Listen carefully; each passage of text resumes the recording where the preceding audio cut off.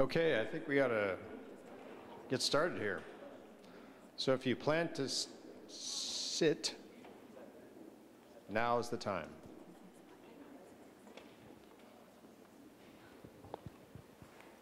Do I have all the DWR team here?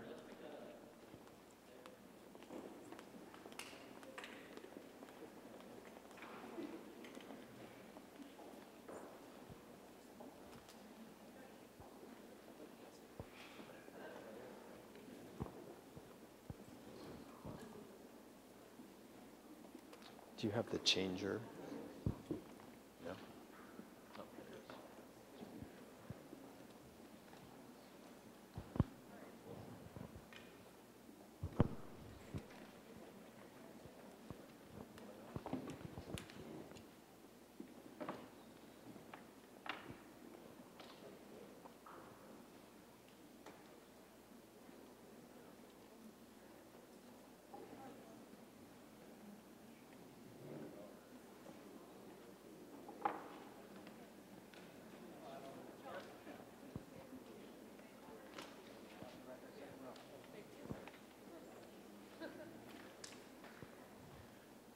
Okay, hi everyone. Welcome to this 7th community meeting organized by the Department of Water Resources to provide information and answer questions about the Lake Oroville spillways. My name is Mike Hardy, and I'll be the facilitator this afternoon. I'm not a DWR employee, and if you've been to these meetings before, you'll know that I also have no technical background whatsoever. So there are plenty of people here from the department to answer questions that you may have and also present information about the Oroville spillways. I just want to do a couple of things. First, exits. Look around for your exits. Back there, up here, over there. The restrooms, we've got a couple of options. There are restrooms there, and then there are also restrooms outside. In either direction. There is water back there if you get thirsty. And on your chairs, in addition to the agenda, there is a comment card, a speaker card, and as I said earlier, we are using the speaker cards. If you'd like to speak today, please fill out the speaker card and give it to my colleague Sam, who has his hand up back there. Or if you would like to just write down a comment, you can do that and put it in the box back on the table there, or give it to Sam, and we'll make sure that that gets to DWR.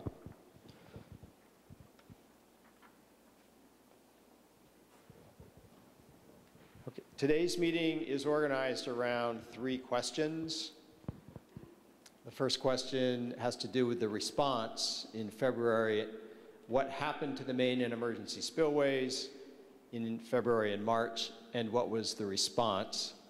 The second question focuses on the recovery. What is happening today and in the future to repair the main and emergency spillways?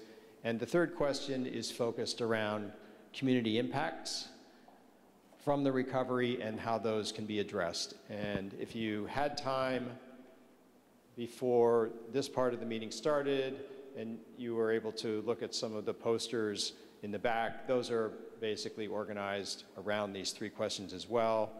There are maps in addition, including a closures map. And really, if you have any questions that are related to these topics, we'll do our very best today to try and answer those. The agenda is pretty straightforward. We're going to have some introductions. There is a presentation that will move pretty quickly, and then we will move into the questions and any comments part of the meeting. It's really intended to get at your questions and comments. Just a couple of guidelines. The first is about being respectful of people, even if you don't agree. Please follow our process for asking questions and commenting. There are a number of reasons why we're using speaker cards, including it really does make it easier for the department to identify people and build a database of people who can then be notified and provided information. And so it's very helpful for us to do that in addition to not having people shouting out questions or forming lines.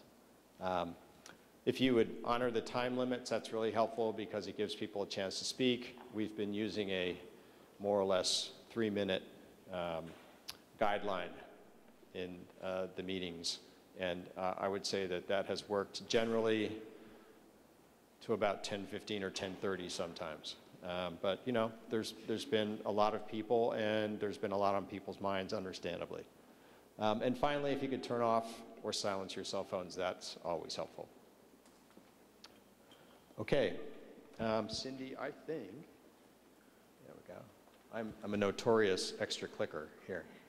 I'm going to turn it over to Cindy Messer, who is the Chief Deputy Director for the Department of Water Resources for this next part of the meeting. Okay, great. Can everyone hear me okay? All right, thank you. So if my voice starts drifting down, just give me the sign and I'll raise it up. So thank you, first of all, to all of you for coming out today to this meeting and to the folks who are tuning in online. We're happy that you had a couple hours that you could donate to this so we could have some direct dialogue and offer some information and updates related to the spillways. So before we kind of launch into a few additional opening remarks and a presentation, I wanted to introduce some folks. I'm going to start with the DWR team that is up here at the table, but I also just wanted to note that we have quite a few folks that are in the audience or in the back there, so we might call on some different people as we get questions, and we just have a lot of different expertise in the room today. But I did want to acknowledge the folks that are sitting up here before you. So let me start here with Joel. Joel Ledesma is from our Division of Operations and Maintenance in the department. And Joel was actually an incident commander during the emergency response. So from day one up until well through March and into April, Joel was part of the response effort, and he continues to help out in the Oroville Spillways incident in the transition as we go from emergency response to recovery. So, and Joel's going to run you through the PowerPoint presentation as well, so I'll turn the reins over to him in a second. And then next to Joel is Aaron Mellon, who is actually from the California Natural Resources Agency, which is the agency that provides oversight to the Department of Water Resources. And Aaron has come on board to be the lead for our communications team. So she's been working on all things related to communications, both within the department, between agencies, but also helping us get the word out and information out to the public as we move along. And next to Aaron is Jeannie Cuddle, and Jeannie is, heads up our Division of Engineering at the Department of Water Resources, and she's also heading up the recovery efforts for the Oroville Spillways incident. So she'll be also helping to address a lot of the questions as we get talking about what repairs and recovery looks like moving forward. So next to Jeannie is John Lehi, and John is the chief of our water operations office within the department. And John and his staff focus on operations, on the modeling that goes into the operations and operational planning. And so John's joining us here today to help with any of the questions around, you know, so as we move forward, what does the operating plan look like for Oroville? And then next to John is Kevin Dossie. Kevin's been to quite a few of these now. And Kevin's with our Oroville Field Division, and he's one of our liaisons up there. And in terms of the Oroville Spillways incident, Kevin's part of the recovery team, so he's helping out on that effort. He's also one of our recreational experts. So I know in some of the community meetings we've gotten a lot of questions about the recreation and what to expect over the summer. So we asked Kevin to come back just in case we had questions about that today. And then, sort of on the table, we have a lot of folks up here today, but is Dave Sarkisian. And Dave is also from our Operations and Maintenance Division, and Dave is one of our dam safety experts. So we've asked him back. He too has been up here as part of the panel at several of these meetings to help answer questions about the dam and the spillways and dam safety and the regulations and processes and whatnot. So, so here's the team up here, and again, we've got some folks in the audience that we might call on. And then I had just a few other people I wanted to acknowledge. So Mayor Linda Dahlmeyer from the city of Oroville is with us here today. Oh, she's way back here. So we just wanted to welcome the mayor. She has been to many of these community meetings. So yeah, absolutely. And we just want to say thank you for making the drive down here and joining us again for one of these meetings. And then I want to give a shout out here to some of the folks from Cal OES who are joining us today. They're up here in the front row, just to, I think, listen, do some information exchange. But if there are some questions that perhaps fall into their arena, they said they would be happy to try and answer those or help us get the answers to them. And then I also wanted to acknowledge, though I haven't had a chance to meet her, we have a staff person from the Sacramento Sheriff's Office, and I think she's somewhere in the back. Oh, here she is. So thank you for joining us as well today. So, okay, so with that, I just have a couple more opening remarks, and then I'm going to turn it over to Joel. So this is the 7th community meeting that we've had in this first series. We started back on April 27th, and these meetings have provided us with a means to have direct communication with members of the public, with the elected officials, so that we could provide some information, some updates as we're going through this process of emergency response into recovery. But it's also, first and foremost, provided us with an opportunity to hear from members of the public and their elected officials about, their questions, their concerns, suggestions they've had, information they wanted to offer us. And so I just wanted to repeat that message today that, first and foremost, we're here, we're going to do a little talking, but really then we want to open it up and hear from all of you. So we'll get to that pretty quickly. And then I wanted to just mention a few additional points. And these are points, I think of them as DWR's commitment as we move through this process. So bear with me, I don't want to miss any of them, so I'm going to cheat and look at my notes. So our first commitment is that we are poised and ready and working on repairs to both of the spillways, the emergency spillway and the main spillway, to have repairs done by November 1st of this year. And it's not going to be all of the repairs, but we're going to get to a point where those spillways are safe for the upcoming winter season. So whatever the weather throws at us, we're going to have those spillways in a state of repair that can withstand that. But just keep in mind, we will continue with the repairs past November 1st, more of the longer term repairs, but our commitment is by November 1st, we have both spillways in a very safe place. I also like to say, and you'll probably hear it again throughout the duration of this meeting, is that the dam itself is safe. The dam is sound. The issues that happened starting on February 7th and going through February 12th with the evacuation and onward did not have to do with the dam. It had to do with the spillways. So I just like to clarify that and make that point as we move through these meetings. So we are committed to working with all of the affected communities, and I think we have started this dialogue through the series of community meetings. We will continue to have these kind of meetings, and we will also continue to provide as much information as we can in as many different ways that we can. We've got a web page that's set up on the Department of Water Resources website. We have an email listserv that we're signing people up for each time we go through these meetings. We have printed materials. We have a toll-free phone line. We can do snail mail if people need something and don't have a different way of getting it. And we're also doing a lot of communicating with the local communities and the agencies there to try and get information out through those venues as well. So our commitment is, as we develop the information, as it becomes available, we're going to shoot that out in as many different ways as we can to allow people to get that in a timely manner. We are committed, first and foremost, to public safety and security, and so I want to make that point very clear.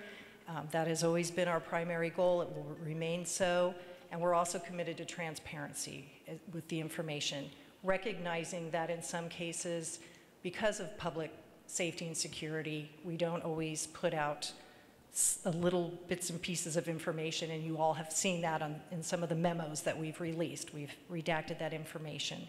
So, but barring that, we are committed to getting that information out and in a timely manner, as I've said a few times already. And then lastly, I would just say, please bring us your questions this afternoon, comments and suggestions. As with all of the community meetings, we'll hang out and stay till we get through the speaker cards. And we sometimes even are able to hang out a little while afterwards and talk with folks and reference the maps and the graphics in the back if there are additional questions. But we really encourage you to use the comment cards and the speaker cards so we can keep track of all the questions that we're getting. And as Joel moves through the PowerPoint presentation, one of the things that hopefully you'll get out of that is a lot of the foundational information. I mean, I know some folks are not really keen on PowerPoint presentations, but what we've tried to do is we're getting a set of the same questions over and over. So we thought, you know, these are kind of beginning to be our frequently asked questions. Let's go ahead and weave those into this presentation and run through it, because it'll probably take care of some of your questions, but obviously we welcome others or new questions that this presentation may generate. So I think with that, I'm going to go ahead and turn it over to Joel, and we'll get through the presentation. So thank you.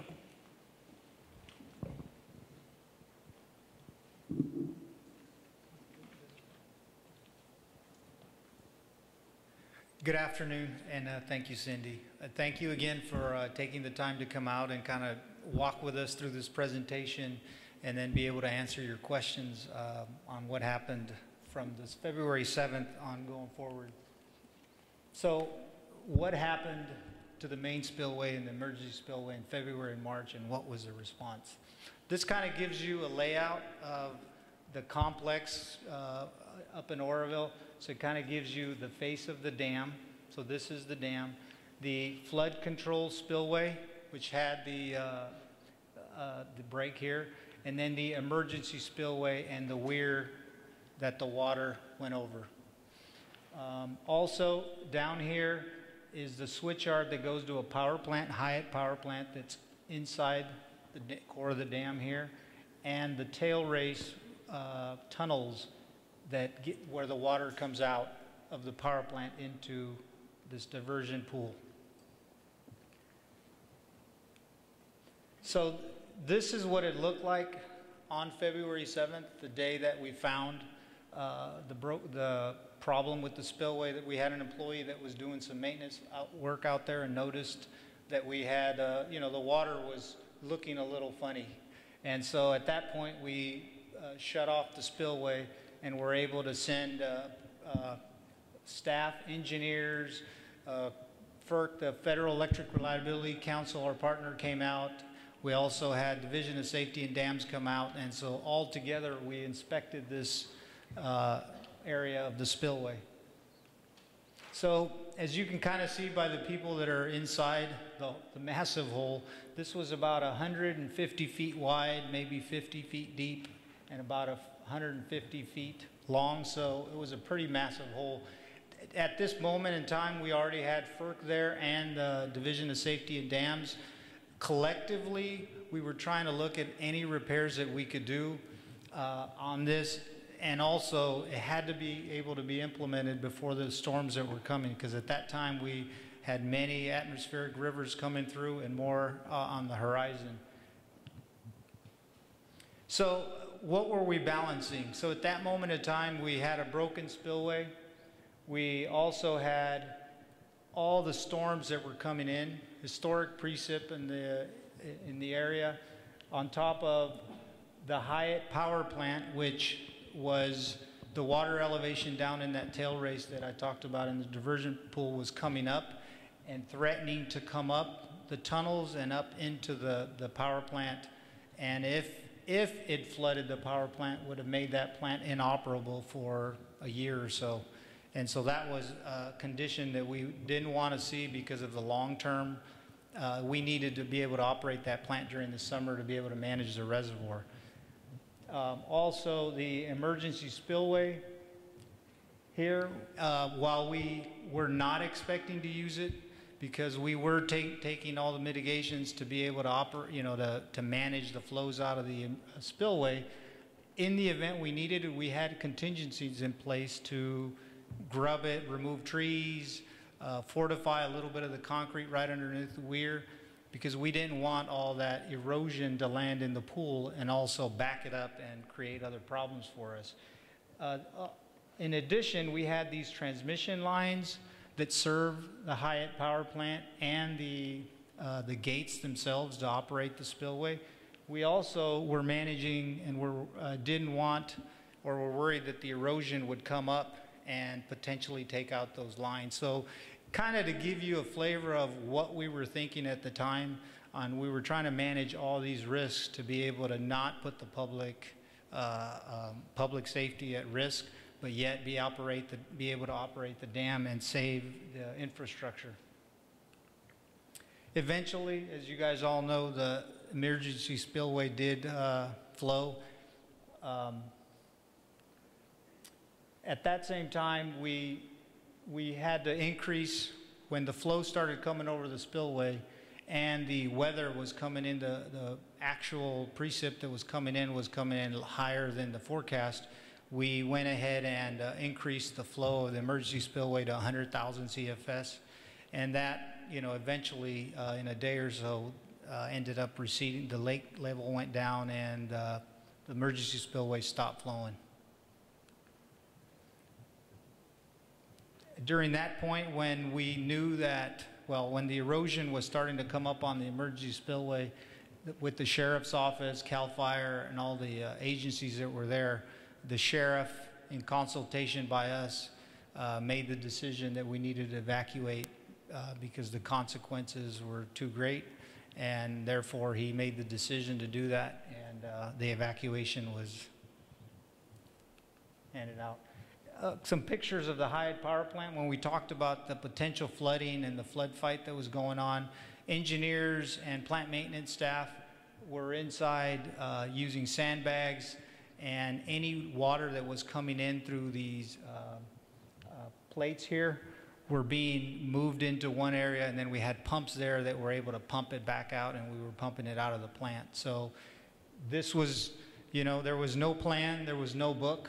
It was something engineering and plant maintenance people were doing because they know those power plants so well. They knew where to, how to keep the water contained and where to move it to so we could continue to pump it out, and it all went well. This is a graphic, and you might have seen it back there, and it just kind of, I think the main points are just to notice that when we found the break in the spillway, the shutdown, and as these were times that we were trying to test it, because at the time, we didn't know what the performance of the spillway would be, at what flows it was safe to operate, where we could avoid or minimize erosion, especially head cutting going up towards the gate. So we were testing it out to see how it would perform. And then eventually, this peak here that went up to 190,000 CFS was, the forecast was about 150. So with that forecast and the spillway flows that we had prior to that seemed adequate on all our modeling to keep the water right below the 901 threshold. But when that rainfall came in and the inflow exceeded the projected up to 196, the emergency spillway started overflowing, and then we had to ramp the spillway back up to 100,000. So those are the big things to note on this slide. So what's happening today and in the future to repair the two spillways?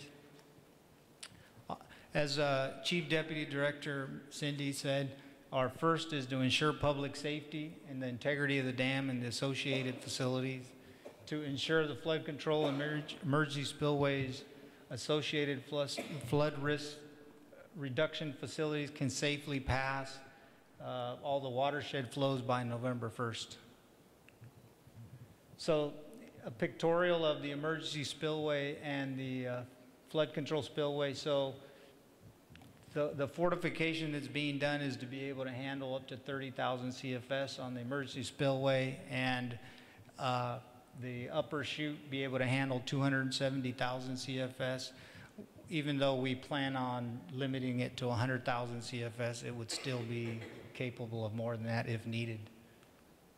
So the upper part of the chute, we would be removing this lower 600, well, our intent is to replace all of it, but from a priority perspective would be to remove this lower 600 feet, rebuild that, and then the upper chute, evaluate it and make sure, and then make the decision with the Board of Consultants review and comments on whether we would replace it also or just do upgrades to ensure integrity. So from a top view, these big holes that you see down in the spillway would be filled with roller compacted concrete, and that spillway would be connected back up to the upper chute. You kind of see a picture of the holes here and what would be filled. And as far as the emergency spillway, key features are this cutoff wall, that downstream cutoff wall that we would be installing down into the core rock, and then buttressing the emergency spillway with roller compacted concrete, and then building these splash pads. While all of it may not be done November 1st, the cutoff wall would as the first priority, and then that work would just continue through the winter to finish that work up. The schedule was in the back. I think I won't go through the detail, but just knowing that that was kind of just to show that we would be doing all the work that's required for next year's winter by November 1st, which is a spillway and that cutoff wall on the emergency spillway, and then continuing work on that. Mike, are we going to do anything? Sure, real quickly. So as far as the community topics, what are likely community impacts to recovery and how can they be addressed? So some of these in the local area, since we are going to have, we've had heavy construction, continue to have heavy construction. We have a road task force that's looking at the traffic plan and any roads that we've damaged and working with the local community agencies there to repair that. Also, a communication plan to make sure we're communicating with the communities and just keeping the information flowing to make sure that we all stay on the same page. As far as recreation, updated the recreation maps, including closure information. I mean, at this point, the lake is open for business, and we hope to get a lot of visitors. There is the spillway parking lot that's going to be closed for this summer, as that's where we'll kind of have the home base for the construction activities. But other than that, the rest of it will be open, and we'll be adding additional parking spaces to kind of accommodate for that. Access for that wildflower sanctuary, and then campgrounds and trails and boating access. With that, I'll pass it back over to Mike. Okay, thanks, Joel. So very quickly, the department has been committed to expanding the ways in which it's engaging with members of the community and as well as the broader public. And I think the basic request is if you have ideas for engagement or outreach for getting information to people that are more efficient, more effective, please let us know. Cindy identified some of the ways that the department is communicating, and we have another slide that has many ways you can contact the department, but we can always do better. So that's really my message to you, is if there's another way, a better way, another idea that you have, if there's a community that we haven't been able to contact or get in touch with or communicate with effectively, please let us know, and we'll do what we need to make that happen. Let's see if we can. So commenting, we'll be using the speaker cards, as I said. This is the guidelines. I think all of you probably know how to do this. And this is the slide about contacting DWR, including the Facebook page. If you haven't been on the DWR Facebook page, feel free.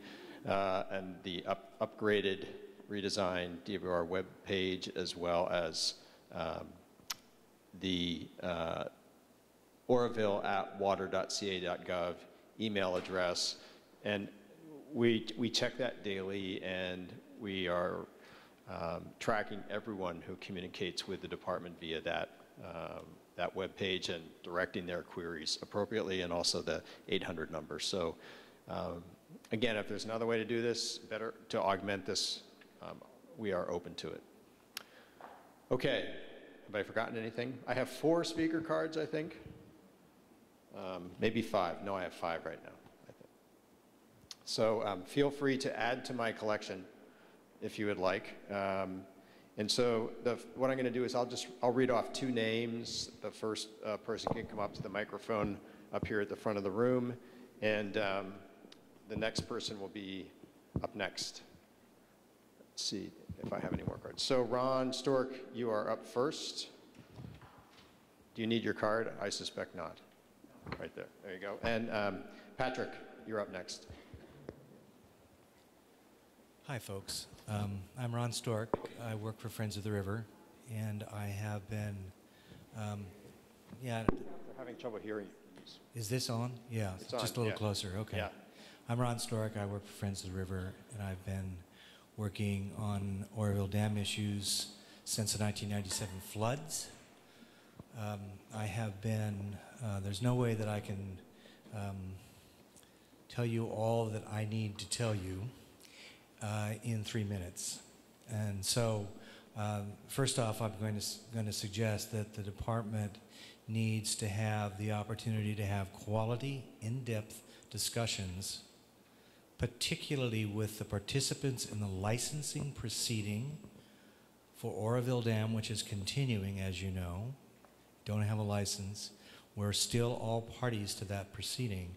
And there's a number of the licensing participants that are involved, and you can read that from their filings, with the issues associated with the safety of Oroville Dam, the flood control operational readiness and physical construction capabilities at Oroville Dam.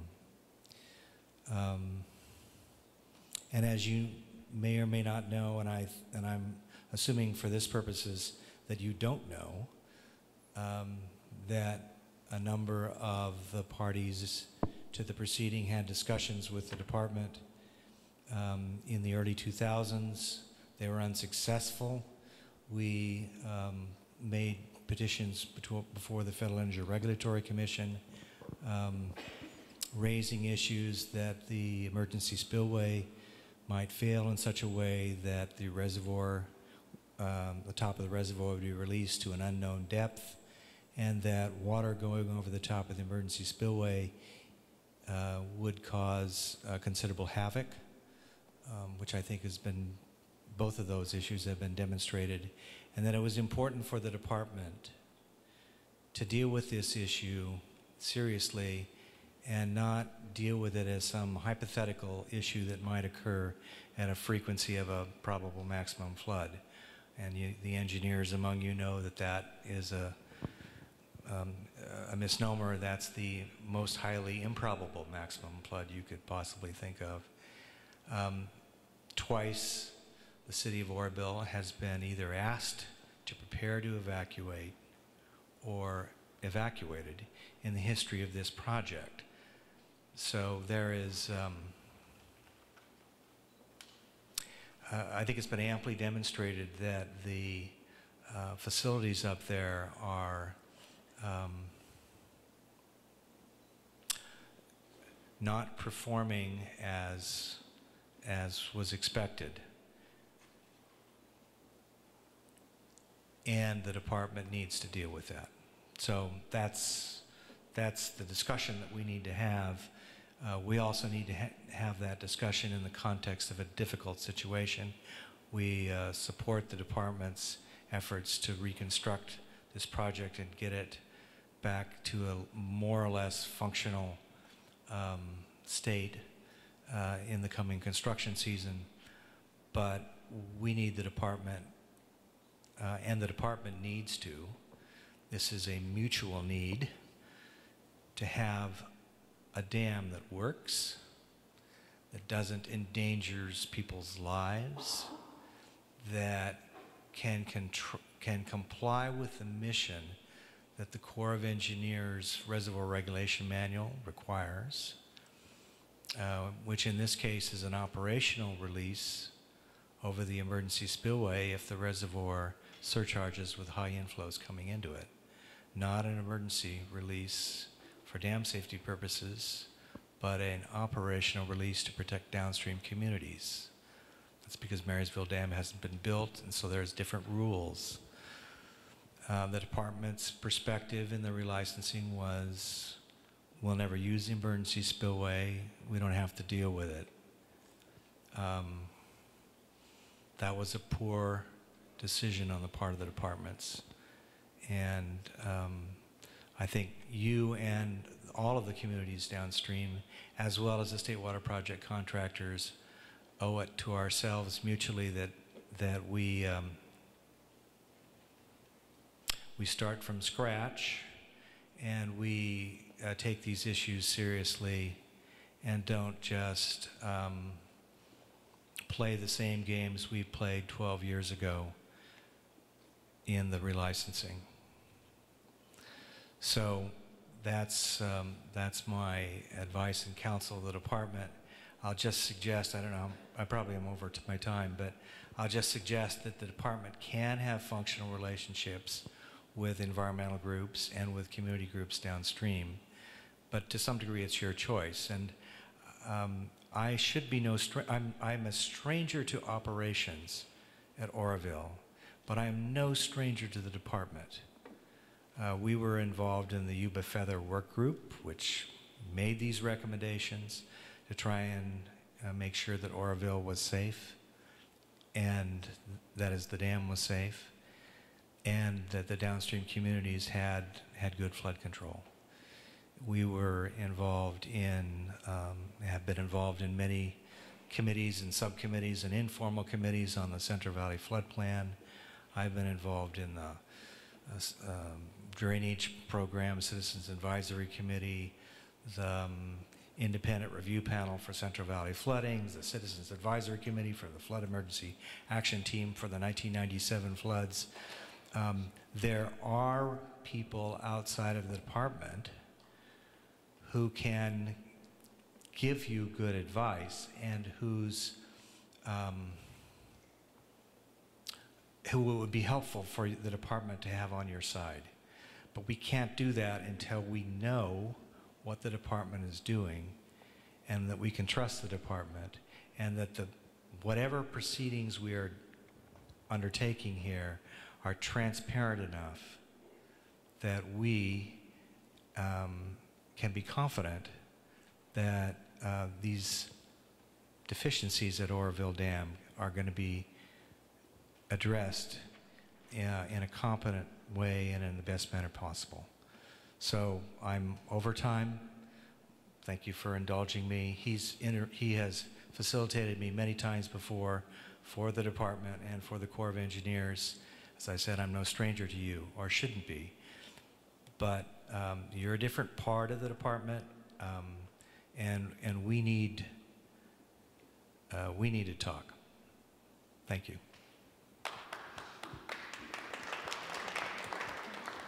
So Patrick Porgans, you're up next, and then after Patrick is Robin Montgomery. Yes, Cindy. Yeah.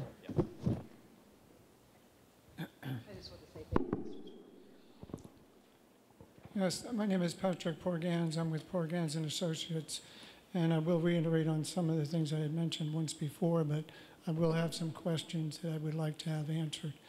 I've been monitoring the Feather River since 1985. I have a reservoir monitoring program where I watch the watches.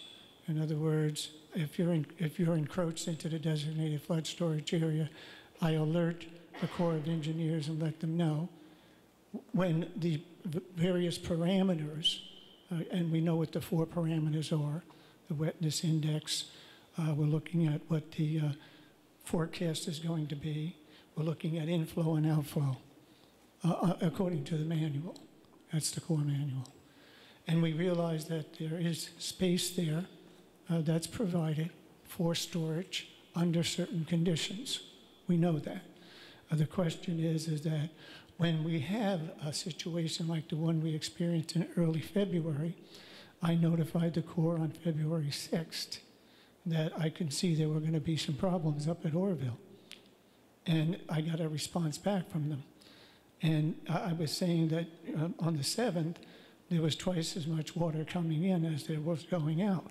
You were encroached in the designated flood storage on the 6th of February. That's all in the record. And what happened after that is that the system went down for several hours, and we couldn't get any information as to what was going on at Oroville. And we understand that the department provides that information to the Corps of Engineers as to what's coming through those gates on the flood control outlet.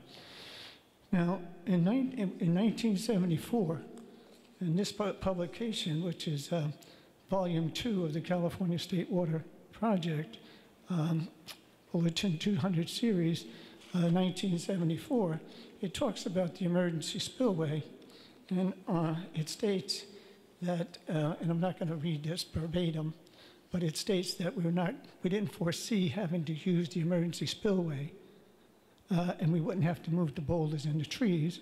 That ultimately became a problem. It says it right here in your documents. Now, looking at what actions you took at the time, it gave me an indication that you were seeing whatever worked, because you had a number of parameters or factors that were affecting the stability of the outlet. That's the flood control outlet. Now, my question is that, and I'm trying to get a copy of it from FERC, you have an emergency action plan that's required by federal law. Where was that plan at the time that you were actually implementing those fixes to try to save the spillway and at the same time save the power plant? Was the emergency action plan that you have with FERC, which you submitted a year or two ago, how was that applied in this situation? Does anybody know?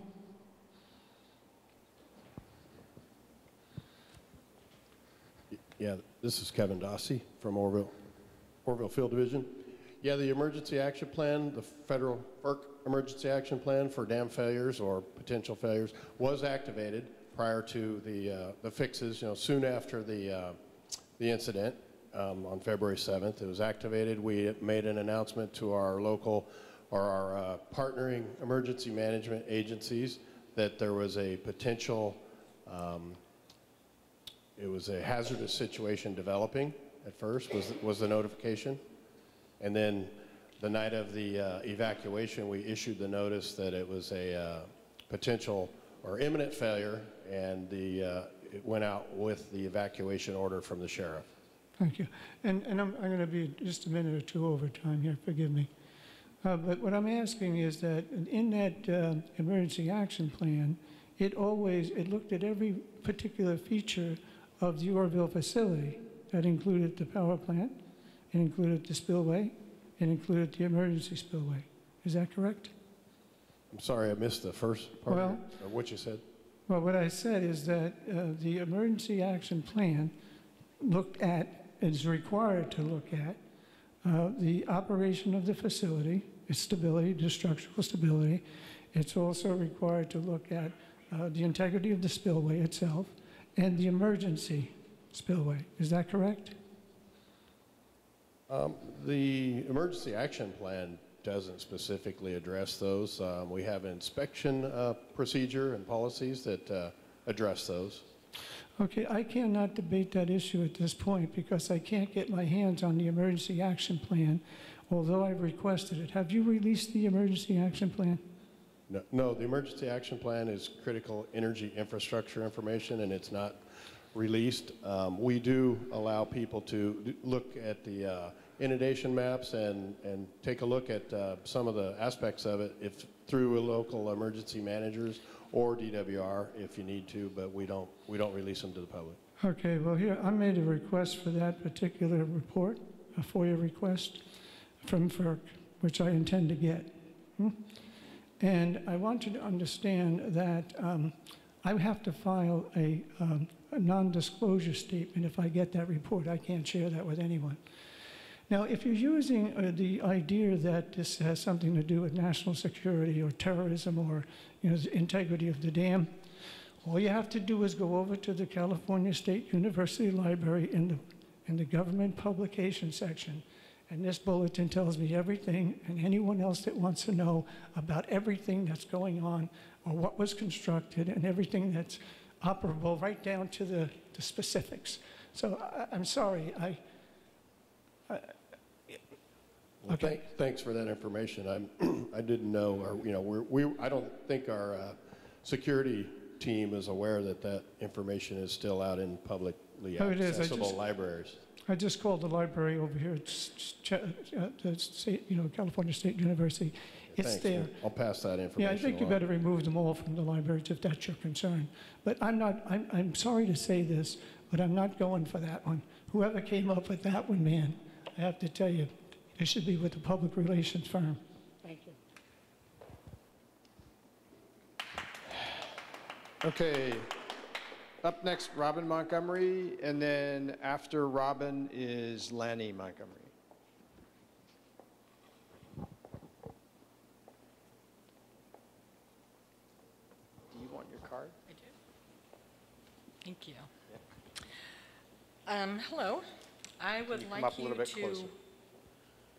People can hear you if you're getting close to that. There you go. I'd like you to explain the dynamics of the pressure relief of the spillway chute and how cracks can cause stagnation pressure and how that was addressed when the spillway was repaired in the past and what experience is required for the person that patches it or the group of people and who oversees the repair, and after that repair is made, how it's monitored and how it affects the rest of the spillway.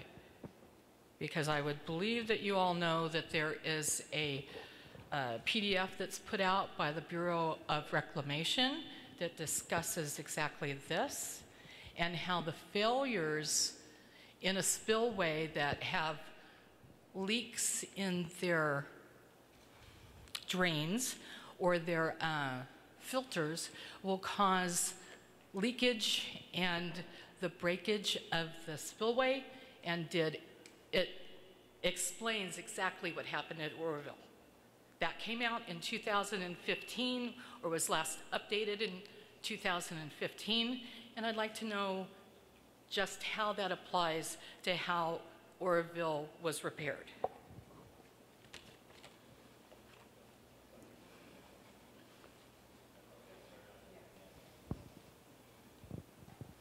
Could you stand up, Dave? Sure. Dave Sarkisian with Division of Operations and Maintenance.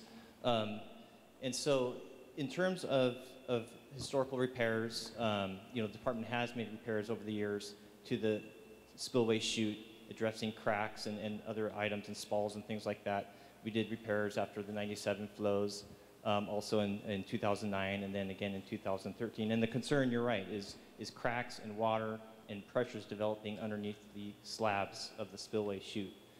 And the other concern you raised also is the drains. Are they functioning or not? We've been thinking about this deeply. We've handed over all our information to the forensic board, who's looking very closely at these topics. And the reality is, we need to do better. We missed something, but the thing is our engineers that were doing this work and that were overseeing repairs or doing inspections, if they had seen something or detected something, they would have brought it up and would have gotten it addressed. And so this whole episode is something that we need the forensic board's input. We need their expertise to help guide us in the future, and we're going to be implementing the information, the recommendations they provide us. So I think that's, at least my perspective, is that we have to do better. I think all dam owners are going to have to do better in the future and basically learn from this experience. I don't know if you have anything else to add. In terms of who does the repairs, we have used contractors. We went out to bid. We gave them details that we thought were good details to make the repairs. We have construction inspectors that work for the department that inspect the repairs and sign off that they're done as a quality job, but also, for payment purposes, that they are going to get paid for the work they did. And somebody from the department actually checks the concrete to make sure that it is what it's supposed to be? Yes, in the specifications, there's specific criteria for sampling and testing, and as well as field inspection. So going forward, the top part of the chute is not supposed to be repaired this time. If they had time, they would repair it, but they don't believe it's going to be repaired by November 1st. Or replaced. It's just going to be patched up. So with the forensics that are not done yet or have not been released to the public yet, how do we know that when you start the repairs on the bottom part of the chute, you're not doing something that's going to make something back up and mess up the top part? Well, we've done a lot of work to investigate the upper section of the chute, and so we have a much better basis of knowledge moving forward for its performance. And there will be, if we're not making wholesale improvements that far up the chute for some reason, there'll be some other measures, I'm sure, implemented, which, yeah, Jeannie might have a list of those. The light's right in my eye. Step to the side, Jeannie. Sorry. There you go. I'm Jeannie. So let me address a couple of things. So Jeannie, who are you? Oh, I'm Jeannie. I'm the person that's overseeing the emergency recovery work for the Oroville Spillways. So a couple things. The forensic team report or memorandum was released last week, I believe, and that's what they've conducted or completed thus far. They're continuing their analysis, and that report will be out in fall, their final report.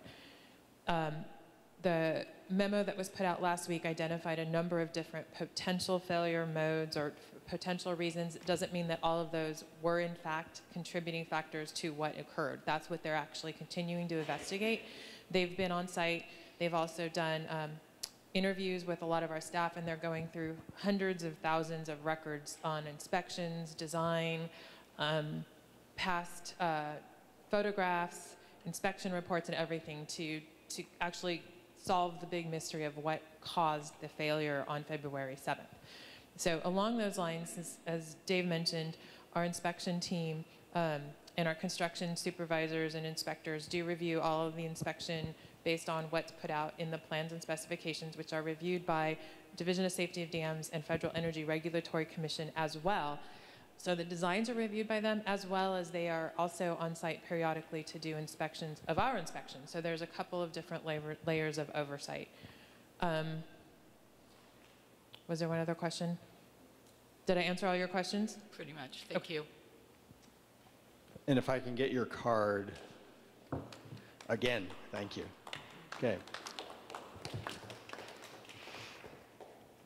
So next up is Lanny Montgomery, and then after Lanny is Ken Viney. Do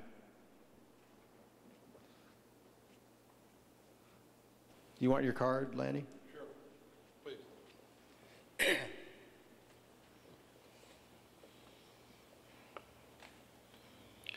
I was just concerned about the river itself. The raising and lowering of the river has made us trees dropping in right and left, filling the channel, and then where it meets the Yuba River, the water used to be nice and clear and green, and it's now just mud brown with foam bubbling up past where it meets the Feather and past up the, we have two bridges, the regular East Street Bridge and the Simpson Lane Bridge, and it's already going back up past the Simpson Lane. And with the fish and that in the river, I just wondering what's going to be addressed to are they going to dredge the river? Are they going to go down and clean up some of the trees? Because it's a recreational river, boats going up and down, and we're getting a lot of trees in the river. And I just haven't heard that addressed at all. Kevin. Hi, it's Kevin Dossie again. Our environmental section out of the Oroville office will be working closely with the Department of Fish and Wildlife, State Fish and Wildlife, and the National Marine Fisheries Service and other agencies and groups, other local groups and fishery, the fishing guide service people that, you know, have offered their assistance and to analyze the river. Once we're done with this last spill, and the flows drop enough to where they can analyze, assess the damage, what has occurred, if there's anything that needs to get done to help restore the river, then they'll be doing that this summer and getting a plan together to do some sort of, you know, restoration and improve the habitat. And we do have part of our relicensing, we do have a gravel supplementation project. Once we get our new license, the phase 2 of the gravel supplementation plan kicks in, where we can supplement the upper stretches of the river where the gravel most likely washed out, gravel that was just put in. So there are plans in the works to get after that. And part of the plan was also to install woody debris in the river. You'll put trees in, anchored down. So, you know, that may change now with all the extra trees downstream. At least it wouldn't need to add any in down below, I'm pretty darn sure.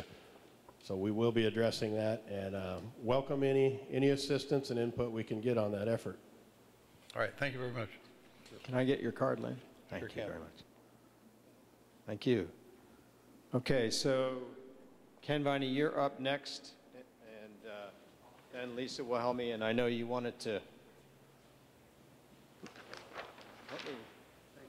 Let me get this.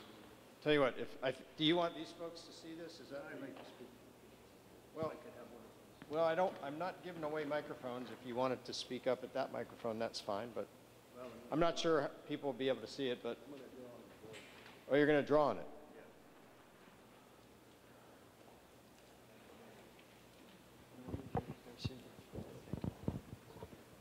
Yeah, it's on.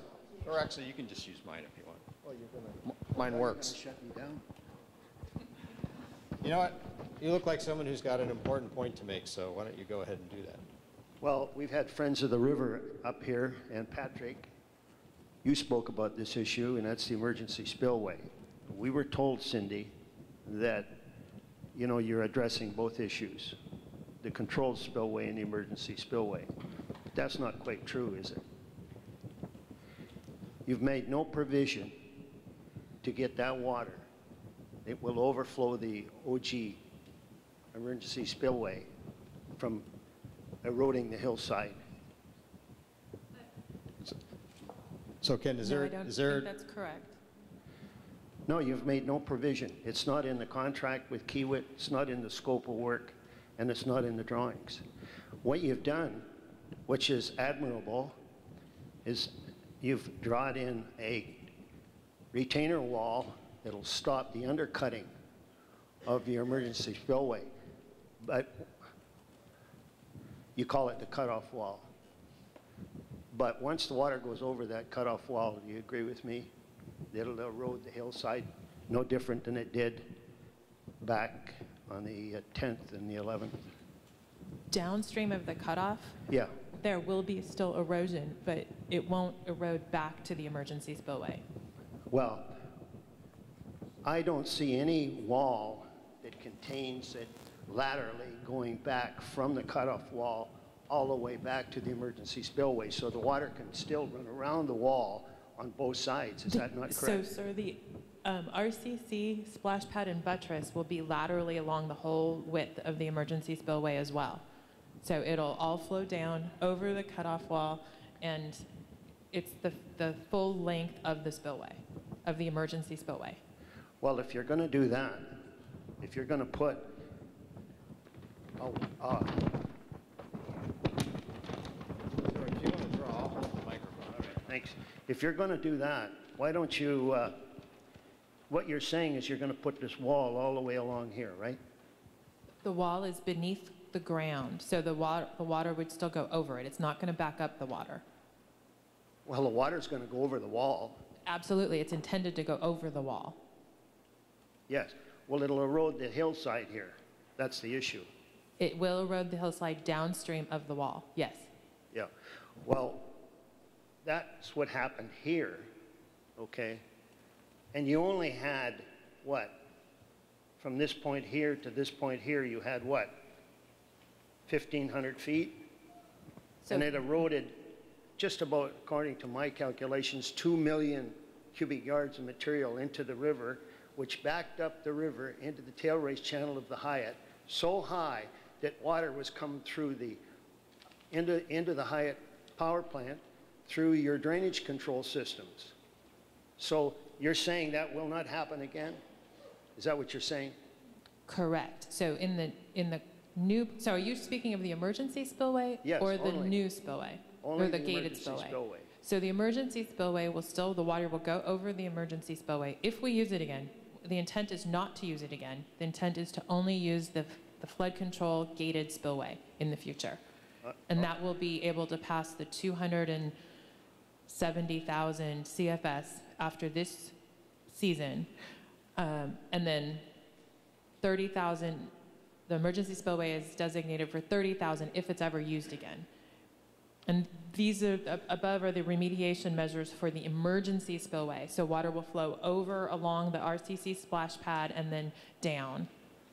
But in fact, what happened on the 6th was you found a hole in the spillway which wasn't repaired when it could have been repaired with a bit of steel, and you shut these gates down until you were only discharging 50 to 60,000 CFS. Now the water's starting to come over this spillway. You're telling me now, sitting here, that you're going to discharge 270,000 cubic feet per second through this gated spillway when all this was going on, the most you discharged was 100,000 cubic feet per second. Is that correct? I think there's a couple of clarifications that I'd like to make. My name's Erin Mellon. I'm with the Natural Resources Agency. One, the erosion that caused the backup that made us operating Hyatt difficult was not from the emergency spillway. That was the erosion from the main gated spillway, the concrete and the rocks that eroded there. I think you were asking about capacity of the spillways. The intent is to get systems in place that we can handle whatever Mother Nature throws at us by November 1st. Construction will not stop at November 1st. We will continue to make improvements. Our contract with Kiewit, for example, is up until January of 2019. You're correct that we didn't go up to 270,000 CFS. What was the maximum actually that you sent through that after the damage occurred? This year, I believe it was 100. 100,000 was That's the most correct. that came out of the gated spillway this season. Then why are you talking about sending down 260 or 270,000 cubic feet per second? So let me clarify. So the design capacity of that gated structure is on the order of 270,000. If it's complete. If it's complete from here all the way down to the river. But we already know it's not complete. We're going to fill it. Kiewit's contract says all they have to have is provision for 100,000 cubic feet per second. Is that not correct? On the lower half. On the upper half, the gated structure and the upper part of the chute would still be able to pass 270. Now that spillway's never seen 270, and we would not want to pass 270. That's a half PMF event. So where's the other 170,000 cubic feet going to go if it can't go down the Kiewit spillway at the bottom? It would go off to the side if it was above the 200, if it was above the 100,000. So you're talking erosion again? Potentially, yes. But it's going to be RCC, and the erosion, as you can tell from what's going on now, the erosion is pretty much subsided. But you're going to fill this in Correct. order to do any with roller compacted Kiewit concrete. to do any work from here down. They're going to have to fill this in with roller compacted concrete. Correct. Is that And that will happen between now and November 1st. Okay. Why wouldn't you address the issues that Friends of the River and Patrick both addressed regarding this overflow coming over here and tearing this hillside apart again and causing the same issue that you had before? Why wouldn't you have them make this lower portion, if that's what you're going to do, wide enough to take 270,000 this year? And then next year, when you go and rebuild the upper spillway, you can take this double width spillway, take it right up into the emergency, and you solve both problems, the emergency spillway overflow and the main control. There's another issue here. Again, how much longer do you want? So can I add something here? My name is John Lehi with Chief of the Water Operations Office. And this kind of gets back to maybe Ron's and Patrick's questions as well. But so for normal flood operations, we don't spill anything more than 150,000 CFS. So there will never be an intent to spill more than that. These kind of numbers that we're talking about, those are the PMF, those are the improbable events. What our plans would be for the coming year is we need to look to see exactly what kind of capacity we have in the spillway as it's constructed this summer. And we will adjust the operations so that we will not have a situation where we've got water going over that spillway. So it'll be a combination. It'll be a combination of the recovery work plus an adjustment to operations in this interim in order to prevent spill over that emergency spillway.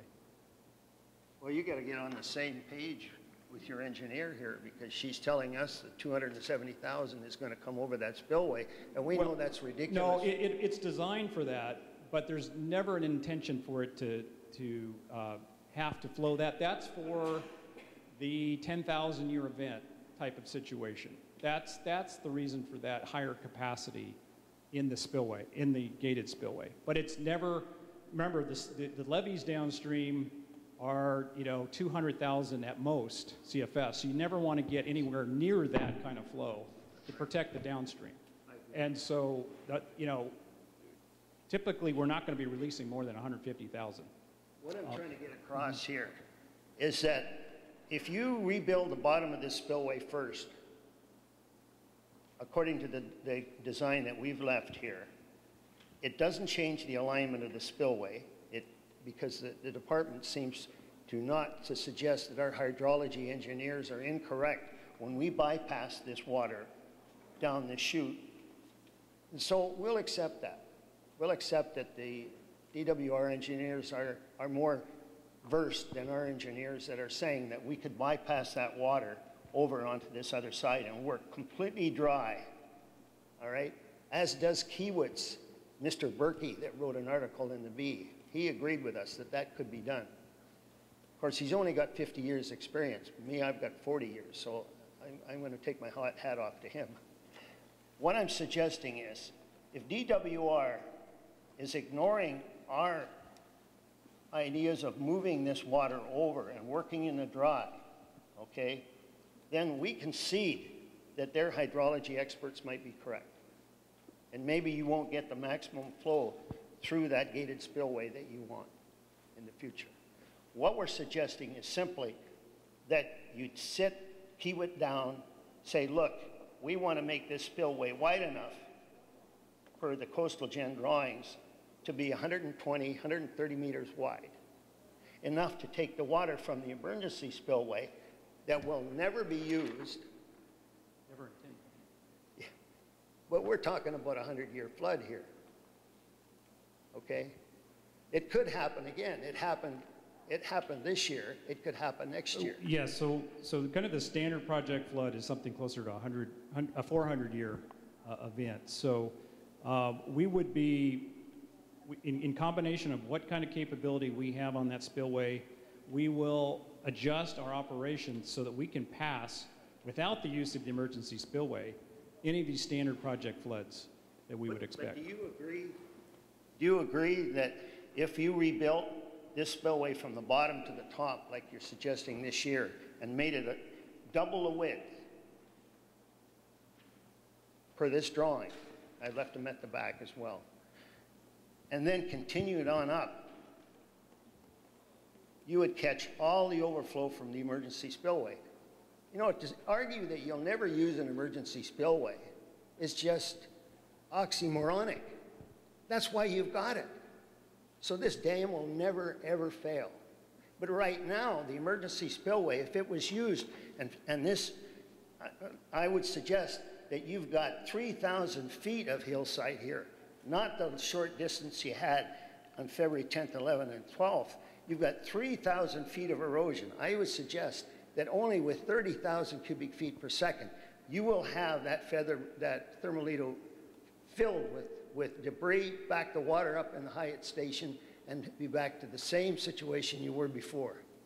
So Ken, are there copies of this in the back, you said? And I would like the department engineers to sit down with us and talk about this, because I've been contracting a long time. You got unit prices from Kiewit. It's no big deal to make them sit down and give you a price on doing the rest of this work. all right, thanks.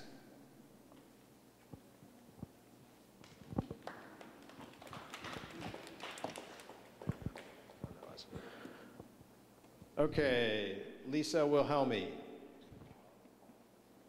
And then after Lisa, Arthur Watkins. How's that height? Is that okay? I can lower it for you. Maybe a little lower. All right. There we go. May I have my card, please? Yes. I think there should be two. Right. Thank you. This is a 1. Right. And I need 2. Here's your other one. Thank you. And I have 3 here too also. So I think what I'm going to do is ask the 1 first, or the 3. Who were the DWR directors during 2008 and through 2016? How many and who were they? I believe it was just Director Mark Cowan at that time. Mark Cowan. Okay, thank you.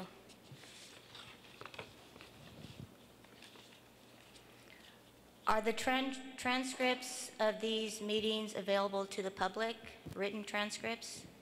We are not doing written transcripts. We are doing recaps online, as well as the video footage is being Facebook Lived and recorded. So those are available on YouTube and on the DWR website. Okay, thank you. I've been transcribing them basically myself. Me too.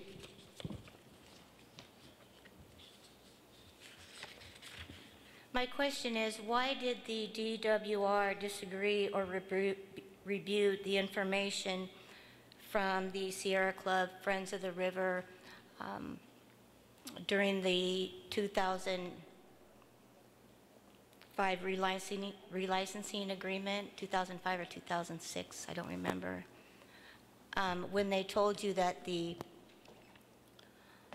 dam had problems with the erosion because of the vegetation, the cracks because of they were visible,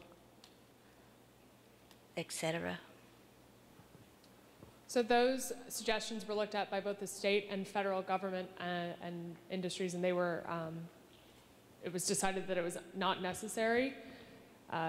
Some erosion was obviously expected when we would use the emergency spillway if we ever had to, based on, as you can see, our design plans for going forward for this year and future years. We are looking at that again now that we have more detail, more science, more evidence, and we are building in plans and processes to make sure that if we ever do have to use the emergency spillway again, that this kind of erosion that causes risk to the public downstream does not happen again. Did the Department of Water Resources Director review the reports from W. Pennington, the reports that I have in my hand here from the inspection certificates from 2008 all the way up to August 2016? Did the director review these reports from the Dam and Safety Division? I know that we've talked to you about that before, and I know David Sarkeesian has talked to you about those reports. Those are staff reports or inspection reports developed by Division of Safety of Dams staff, and they go through a process within Division of Safety of Dams for review and sign off. Whether Director Cowan ever reviewed them, I don't know the answer to that. But in the past, the other meetings, I discussed the 5-year Part 12 safety inspections, or we also call them the Director Safety Review Boards. Those boards, we have the experts come in, we give them all of our information, they inspect the dam, they read all the material, they generate a report that does go to the director, called the Director Safety Review Board. And so at the minimum, those kind of 5-year reports prepared by experts are getting to the director. Okay, sir, Dave, do you spell your last name Sarkinsian?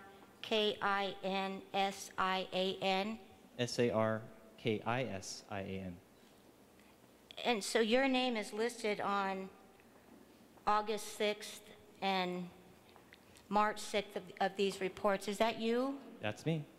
Okay, so you then have just admitted that you are aware of these problems that are stated in these reports. What do you have to say on behalf of the Department of Water Resources regarding the fact that these problems were not identified and looked into and fixed? Well, like I mentioned before, we review or we make our inspections, as does Mr. Pennington, whose reports you have. And one of the main questions we ask ourselves when we complete those inspections is there anything we've seen an immediate and pressing dam safety concern that needs immediate action? The vast majority, and typically almost always, we look at them as, okay, this is a maintenance issue. This single crack here is not going to cause failure of the dam per se. So we end up itemizing those recommendations and we communicate them to, for example, Oroville Field Division, who is up there in performance maintenance on the dams, or we get a contract going with our Division of Engineering to have a contractor come make a repair. And so that process is one of the things the Forensic Board is going to take a close look at, looking at those very inspection reports that you have and looking at our internal processes and trying to find out, did we, where did we make a mistake potentially? Or was it something that we wouldn't be able to see through our typical inspection processes? And that's what we're struggling with, like I mentioned before. And we're going to have to improve how we inspect. We're going to have to be looking at new techniques like non-destructive examination techniques, things that are cutting-edge technology, and put them to use. Okay, thank you very much. Thank you, Lisa. Okay. Okay, so Arthur Watkins, I have your card, and then Kim Glazer, you're up after Arthur. Oh, there you go. And I can raise that for you.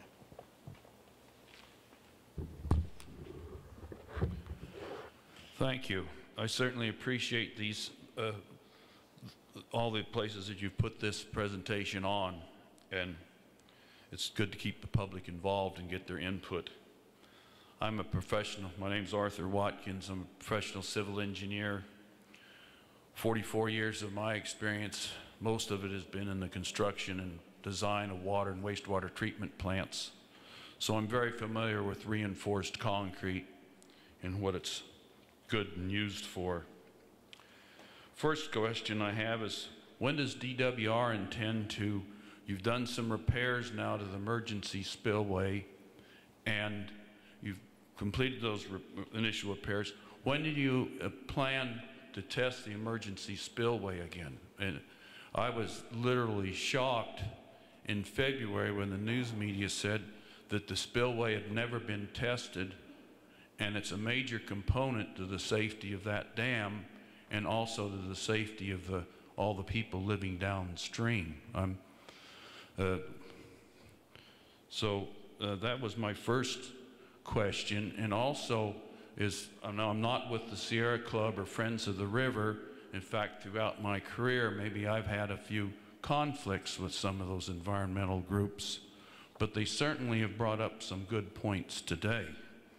Tied in with when you're going to retest the emergency spillway, once that it is used in an emergency, or for test procedures would be one thing, is the erosion that's going to occur downstream of that cutoff wall in the steeper section, which is vegetated. You're going to wash all that silt and rock and down into the river, which will then back up the Feather River, hopefully not flood the hydroelectric plant, and then you'll be back down in there dredging it out and cleaning the river out. So I don't agree that the emergency spillway will never be used, or highly unlikely, because last February you were just one more event away from a major disaster. I can name off the days and the years. In '55 was a major flood from the Feather River when there was no Oroville Dam.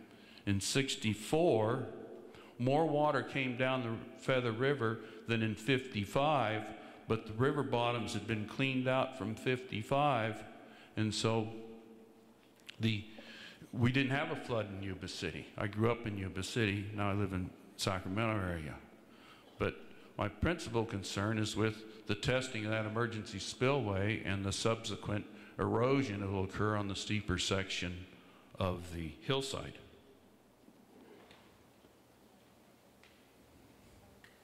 So I'm going to move over here. So as far as testing of the emergency spillway, the only way, you guys correct me if I'm wrong, the only way to test it is to have the lake above 900. Yes. So that's not something we would seek to do just to make sure it was functional. That's, again, it's intended to be not used and kind of a never event. And then we do have a hydraulic model that was constructed, a 1 in 50 model in Utah State of the entire spillway complex that we're running tests on, more so from a hydraulics and hydrology and H&H perspective. So we're running the flow models, but not necessarily the erosion component of that. Okay.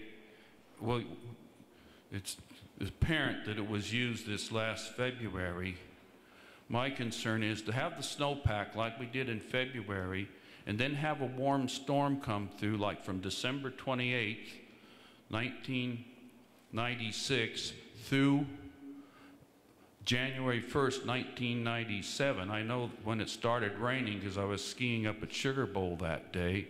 We had a major event then the Bear River. We had a flood off the Bear River. Oroville Dam functioned fine, didn't use the emergency spillway. But that year, the snowpack wasn't near what it is this year. And so you could melt, and in '97, we melted all the snow in 3 or 4 days. And it was substantial. For December, that was a substantial snowpack. This year, we have a lot more. Similar thing happened, you'd be using the emergency spillway. Yeah, so this is John Lehi again. So, you know, clearly, if there is a silver lining in all of this, it is that in the emergency spillway in its current form should never be used for normal flood control operations. Correct. Right? And so this is something that others have pointed out. If you look at the current flood control manual, because of the fact that Marysville Dam was never built, there are some flood routing assumptions that shows part of that operation is a surcharge of Lake Oroville. That cannot be the case, knowing what we know now, in terms of the way that this thing did not function as expected. Okay, so moving forward, we have to adapt our flood operations plans. Like I said, in the spillway, in the form that it is now, that cannot serve as a normal flood control operation in terms of protecting the levees downstream. It should only be used in those type of events that are so big that the entire valley would be washed away. And it's just the protection of the dam itself to form that constriction to at least temper the massive flows that come down, so that they're minimize the extent downstream. But that it would only be used in those events that are already overtopping the levees downstream. So that's, I mean, I think that's clear, that's where we are today.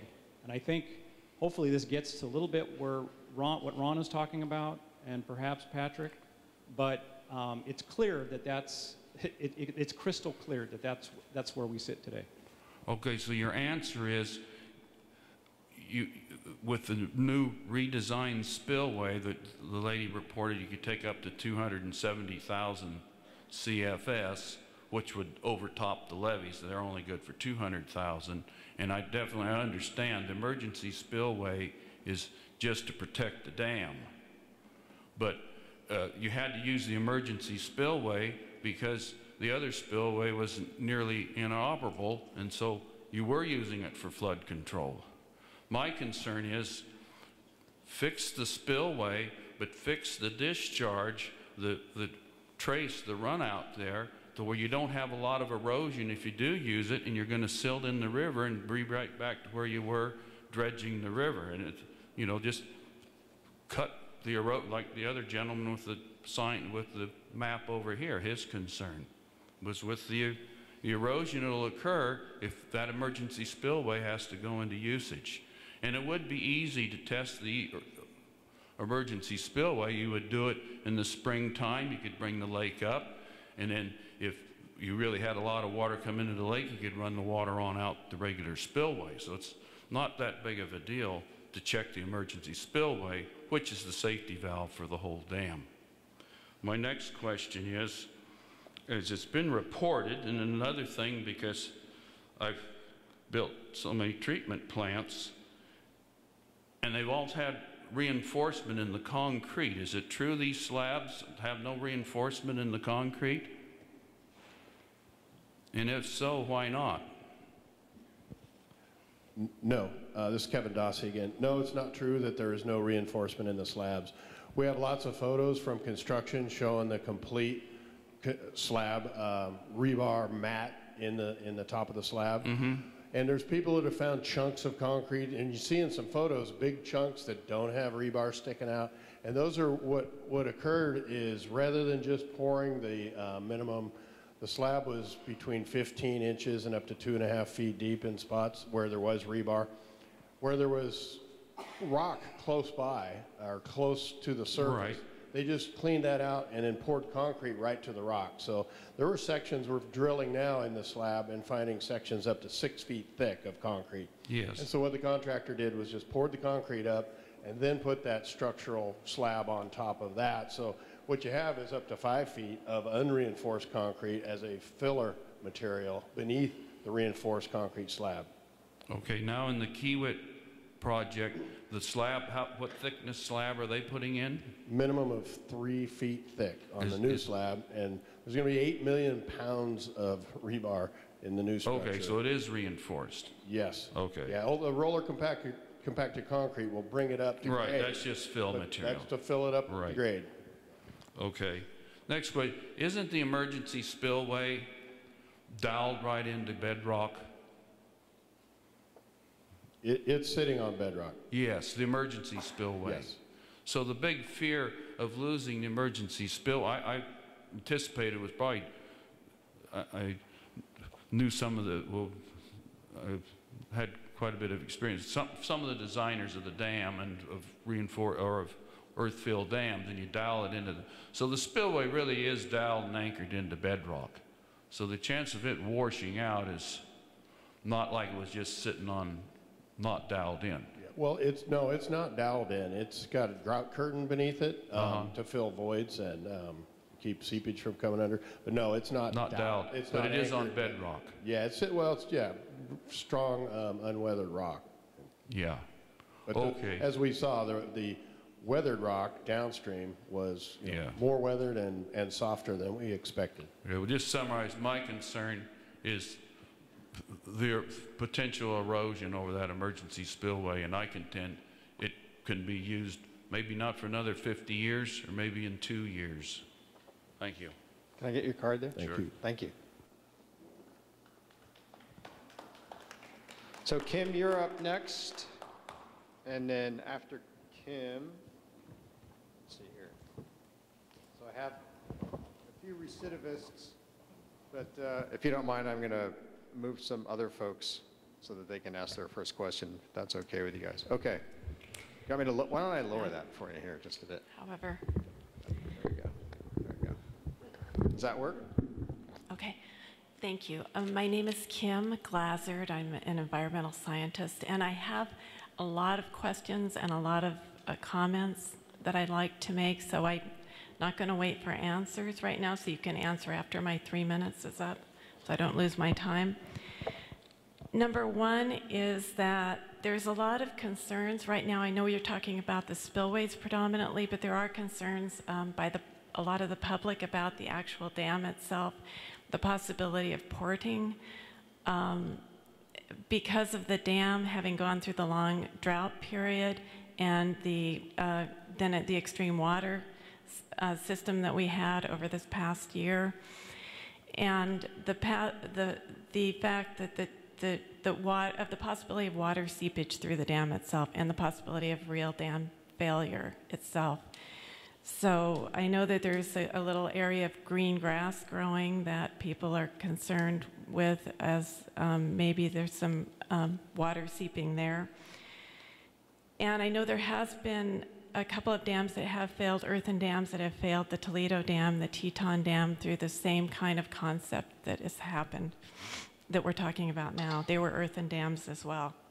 So a question is, what is the time threshold of imminent danger of the spillway or dam failure by which DWR will notify the public for evacuation purposes? Also, what other precautionary measures are being taken to reduce the potential of any loss of life or in the event of a dam failure? So these are a few pre-dam failure questions. Also, what would be the possibilities of causing an earthquake by setting off the detonations that I'm understanding are being used to dislodge? I'm not sure if it's excess dirt or to break up some of the spillway at the edge of the spillway, but I heard that dynamite's being used, and it seems like that would be awfully risky under these circumstances because I know there is fault lines under the dam. Another question, what steps has DWR planned to take to help mitigate the damage if and when the dam breaches? One question would be, what about the setup for reopening the gates of the Sacramento Weir to divert excess water through the Yolo bypass? I noticed over the weekend that there's no water in there anymore, so apparently the gates have been closed. So I don't know, that at least could help divert water from Sacramento area. How deep, if the dam breaches, how deep would water be in Sacramento? How fast would it flow, and when would it arrive here?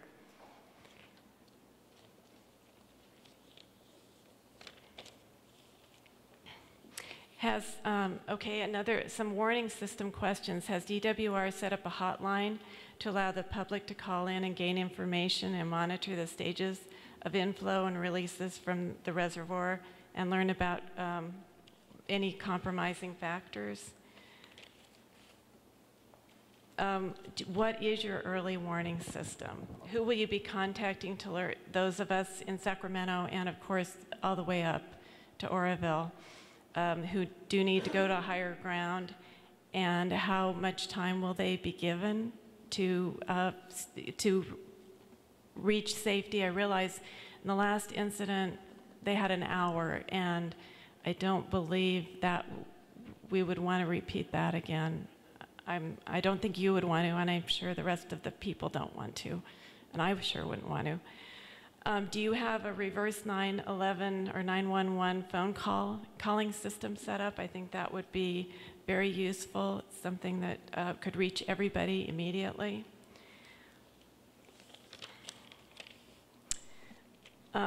Another thing that I think is really important is for DWR to set up a public oversight committee, which can act as a liaison between DWR and the community.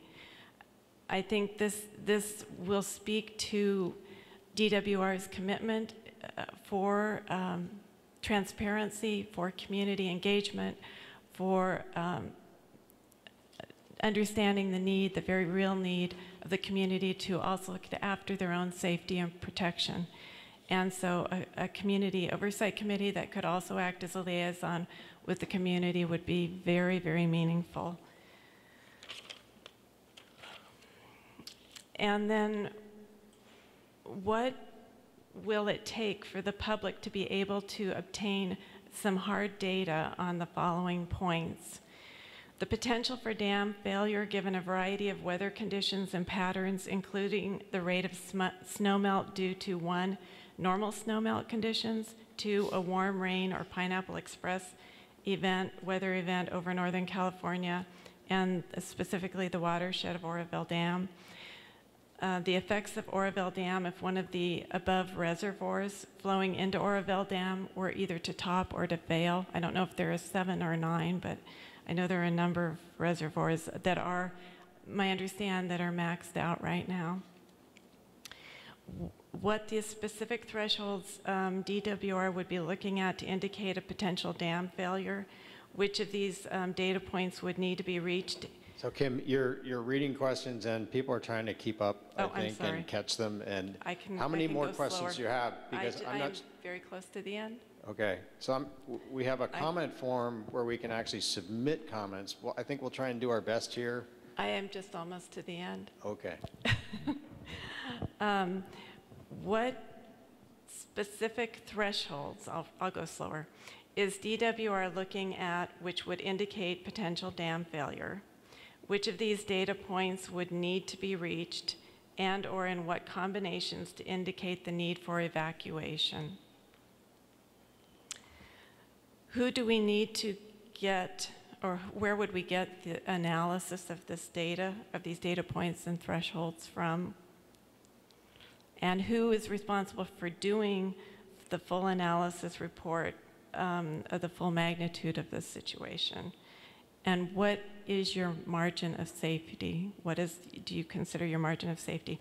My last 2 points are, I think it would be really good to have an FAQ sheet on the website. And I'm surprised, I was really surprised to find that the meeting here in Sacramento was during the day and not in the evening, as it seems like all the other meetings were, most places that I noticed, because a lot of people, I'm sure, couldn't attend, as you can see from probably the empty seats due to the time frame. Thank you.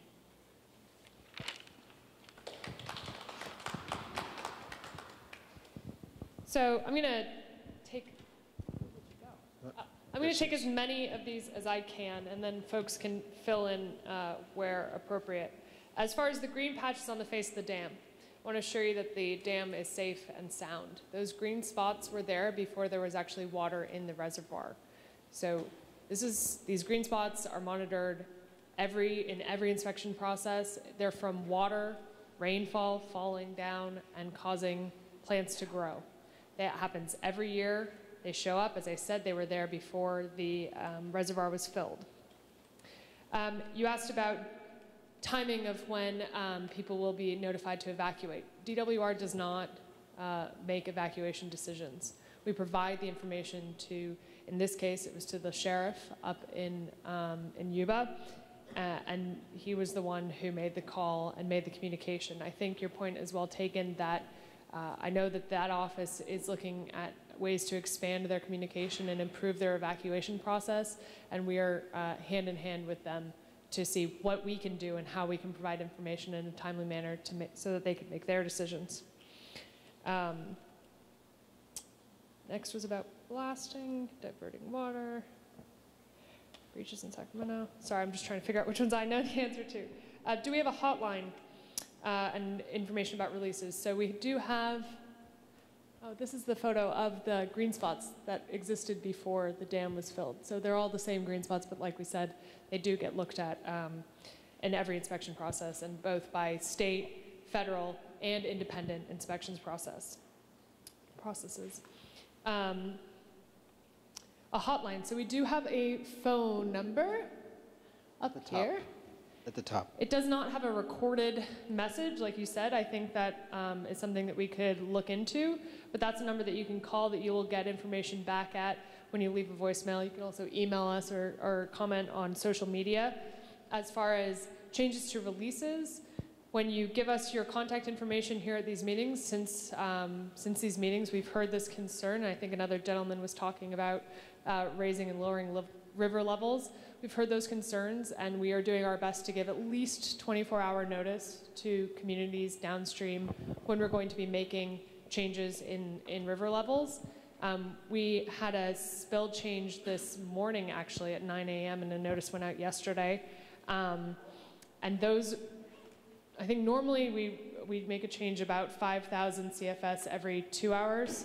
This time we did 1,500 CFS in 2 hours, 1,500 CFS in the next 2 hours, and then 1,000 in the next 2 hours, and then another 1,000 CFS in the next 2 hours after that. So it was an incredibly spread out process, much slower than what we would normally do because of those concerns. And as I said, if you give us your email information, you'll be added to that newsletter or email list to get that kind of information. We also put out press releases, obviously, and we use a system called Blackboard where a voicemail and email gets sent to all of the local levee districts and maintaining agencies so that they can actually, because they're the ones who call the actual landowners downstream, that's their responsibility. So we give them that information, and then it kind of branches out from there. Reverse 911, I think, again, that's a question for emergency personnel like the sheriff.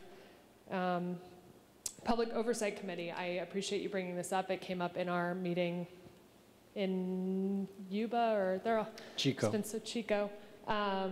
So I appreciate that suggestion. We're absolutely looking into it. FAQs on website, yes, absolutely. It's on our list to do, and actually we're collecting most of the questions from people like yourself to make sure that we are answering the questions that are actually being asked, as opposed to just ones we think are being asked.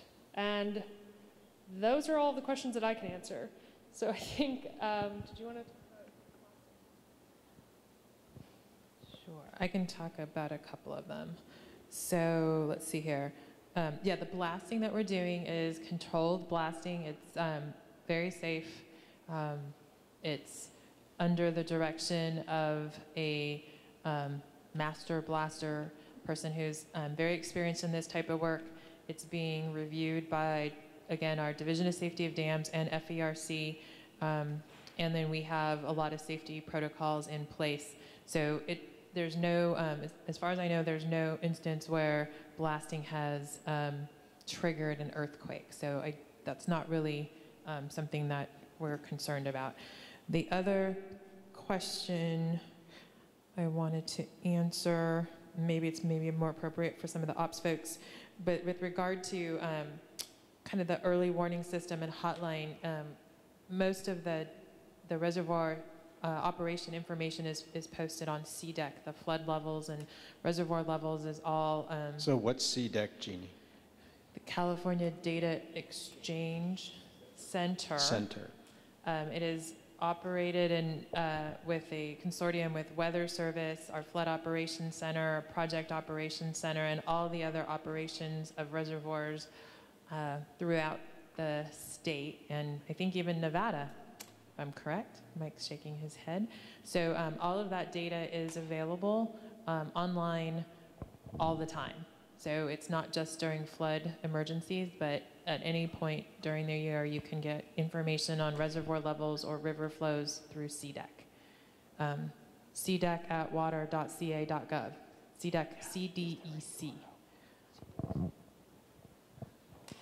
So if I could just say, there were a lot of questions that came asked about the dam itself and potential failure of the dam, not the spillways, as I heard it. So is someone, I don't know how best to gather those up and address those. Be able to capture that.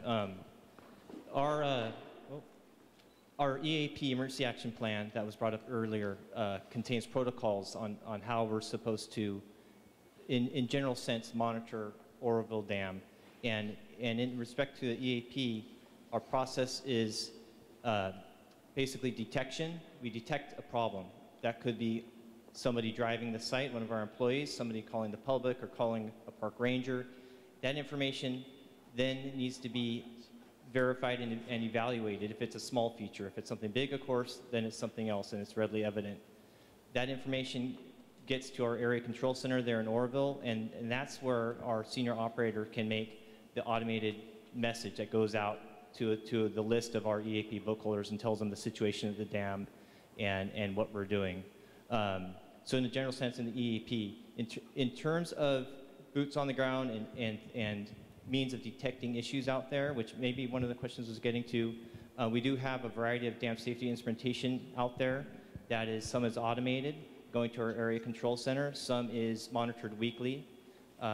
We have, starting at our annual inspections we do with our regulators, which are formal. We have quarterly inspections by engineers coming from Sacramento.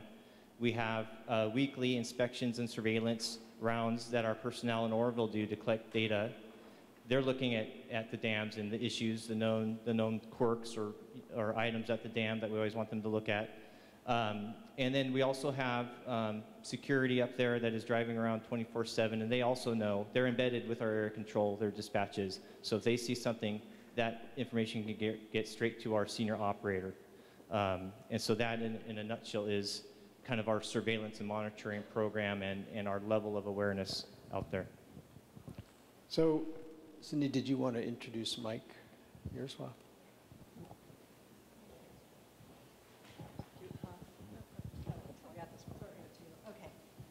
So I didn't get a chance to introduce Mike, but I did warn you guys there was a chance we were going to pull folks up from the audience. So Mike Mearswa is from our Division of Flood Management, and he's the chief of our flood planning, make sure I get this right, operations group, and he's been very involved in this flood management activities for a long time now, including the Central Valley Flood Protection Plan and a lot of the flood safe. So he wanted to address a few of your questions about emergency response and notification stuff, especially downstream. So, okay, thank you, Cindy. As I get in here, first I'd like to point out to members of the public, parallel to the discussions that have been happening here, my team has been leading an effort to go through and update a document called the Central Valley Flood Protection Plan. Ron Stork had referenced his participation in that process. I'd like to, one, encourage you to do an internet search for the CVFPP. Go through and read it. It is the state's plan for mitigating and minimizing losses associated with the operation of our flood management system, particularly with the state-owned component of that flood management system, which is called the State Plan of Flood Control. In that document, and it really addresses the life safety, what we're doing to protect everybody downstream of the dam, and it's not just Oroville, but it's our strategy for protecting people across all of our floodplains here in the Central Valley. We have 5 major categories of actions that we've been working together with stakeholders and local agencies. First, there are major emergency response programs. What I wanted to highlight is over the past several years, we've had 3 large grant programs from the department to actually improve the emergency response capability of local agencies. These have actually focused in on the Delta, and there's been a communications grant within the Delta to get physical equipment to allow local agencies to be able to communicate with each other faster. Second, there's been an emergency response planning program within the Delta.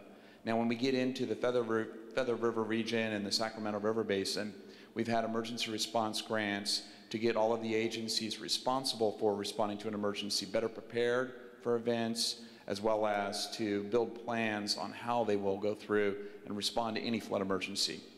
The other thing that we already talked about is our forecasting activities out there. I wanted to add, it's not just a state responsibility within the CDEC, the California Data Exchange Center, and our State Flood Operations Center.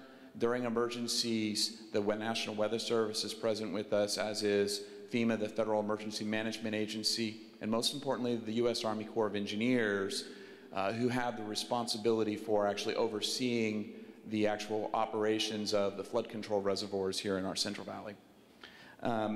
Another major area of our flood planning activities that we've talked about are literally flood planning activities. And the state of California has had a grant program for both local agencies within the Sacramento River as well as local agencies within the Feather River to go through and come up with a list of projects that they would like to go through and do to allow there to be more capacity for floodwaters in general to come through their system.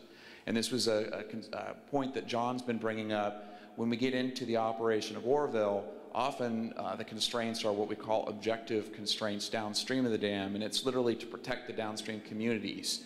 The Central Valley Flood Protection Plan literally has been our strategy to go through over 30 years and outline what type of investments to be made. And in developing our plan, we have been working with the local agencies to identify what solutions they would like to see in that approach. From a floodplain risk management perspective, the state of California is participating in the National Flood Insurance Program, and one of the key tenets of that program is FEMA provides grants to OES, which then furthers and pushes those grants down to local agencies to develop multi-hazard mitigation plans.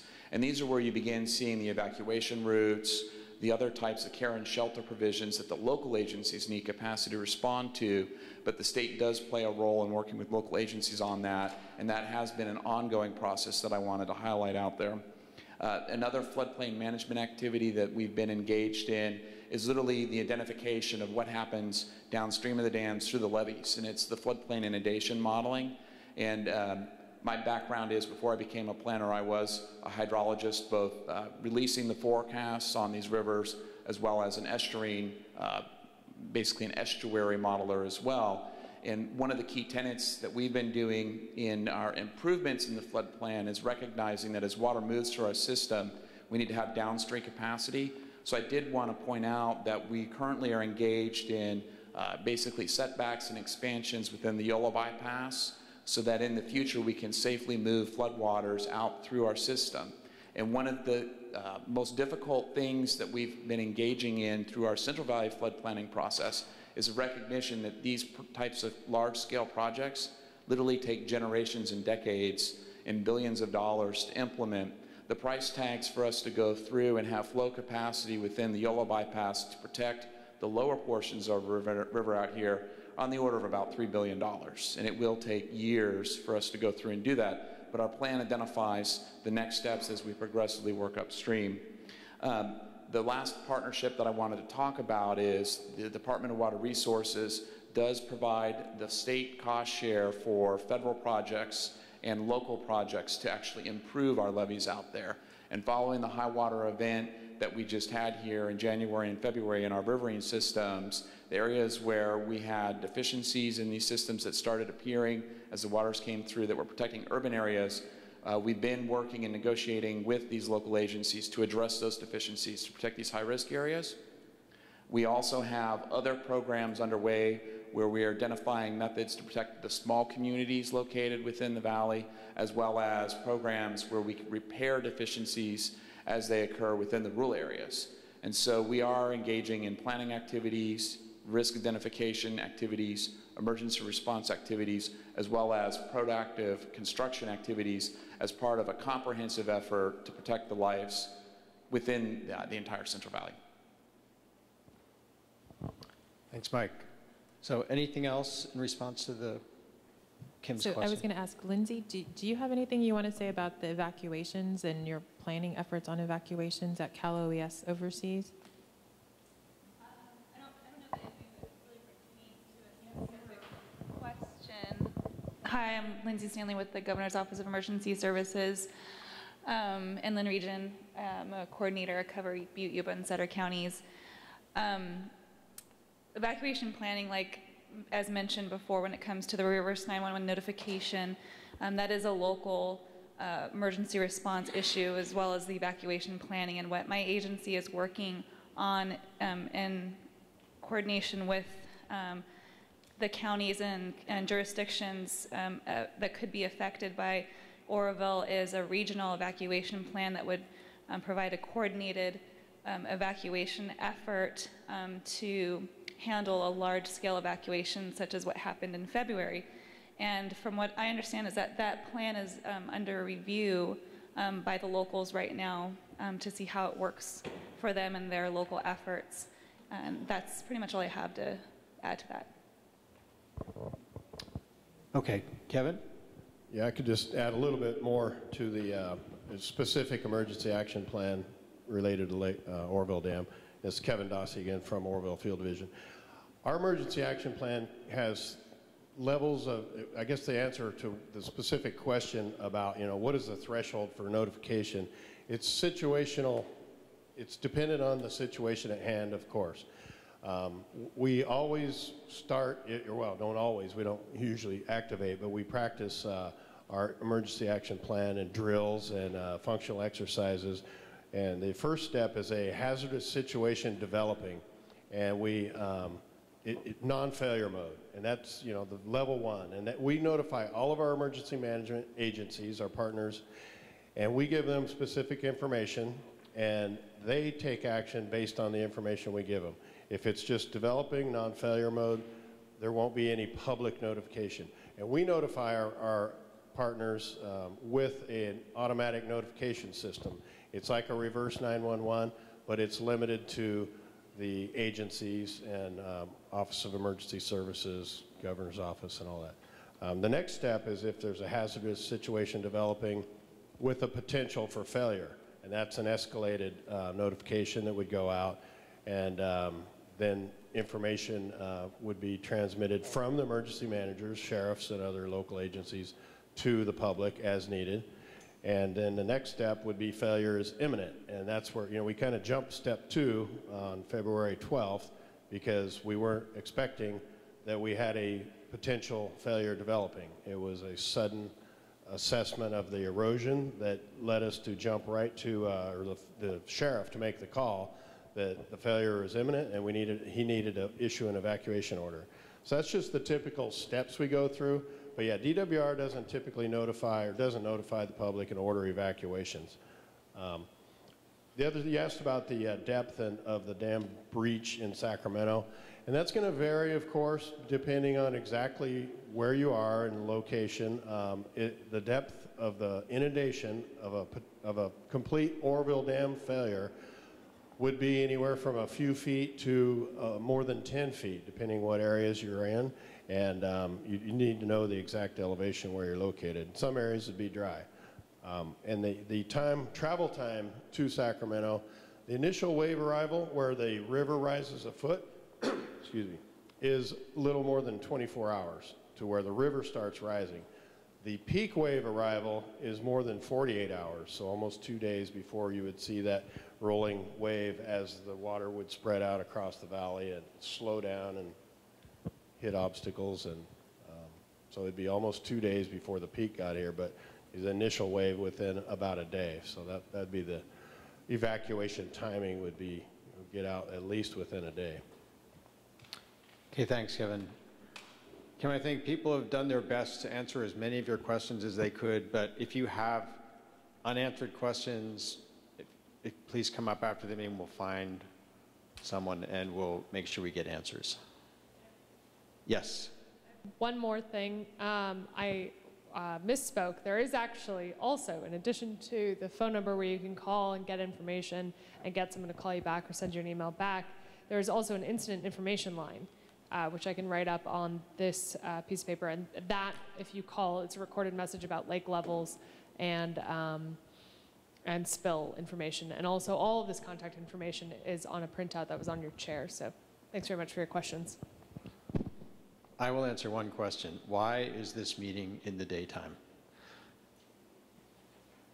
Because all the other meetings were at night, number one. And secondly, there is a group of people in Sacramento who work in the policy area who are actually working and go to these kind of meetings as part of their jobs. And so we decided to do one meeting, the last meeting, to accommodate their schedules as well as for people who work in the daytime.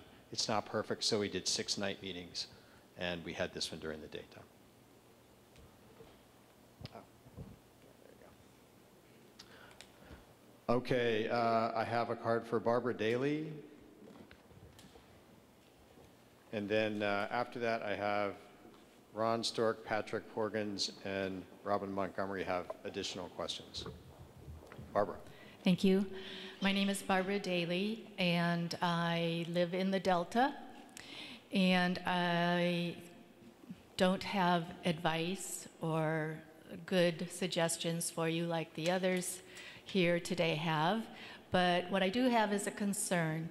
And just based on experience, the elephant I see in the room or not in the room are the state water contractors. And the state water contractors claim to own Oroville Dam, but they're not here talking about how they prioritize the water being used or how it flows out of the dam. And that's a pretty important part of the equation, I would think. My experience has been since 2009 that DWR has really partnered with the state water contractors in such a way that it's left me feeling very unsafe. And I've gone to a lot of these meetings and tried to express that the levees in front of my home and out in the Delta aren't being maintained the way they should. And the response I get is, well, it's a financial issue and who's going to pay for it? And it kind of parallels what's going on right here.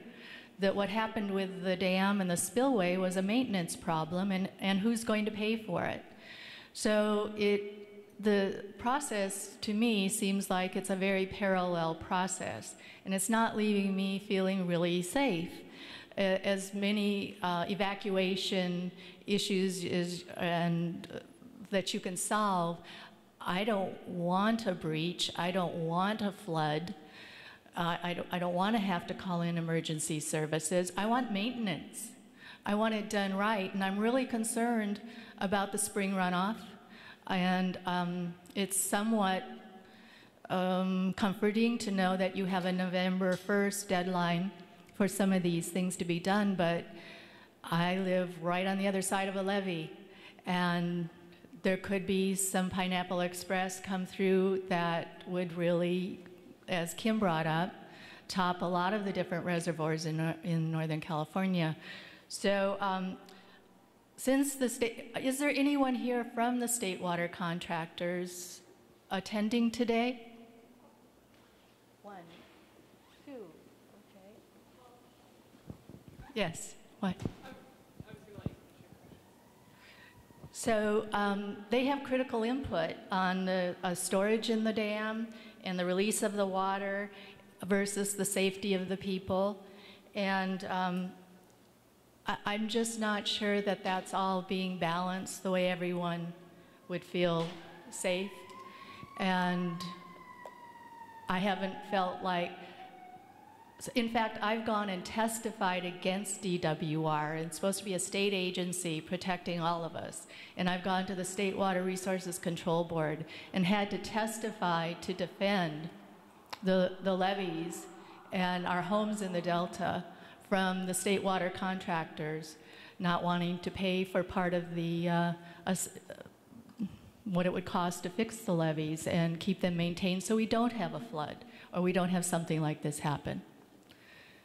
So yes, I would like to know how you answer that. I would say that, I know you know this, but this is a state water project facility, so yes, operations and maintenance and these repairs will be paid for by the state water contractors. That being said, DWR is the dam owner, so that's why we are putting on these events. I think there are other venues, and I hear your concern, and the state water contractors have been involved, and we need to potentially talk about doing this kind of these kinds of events with larger groups.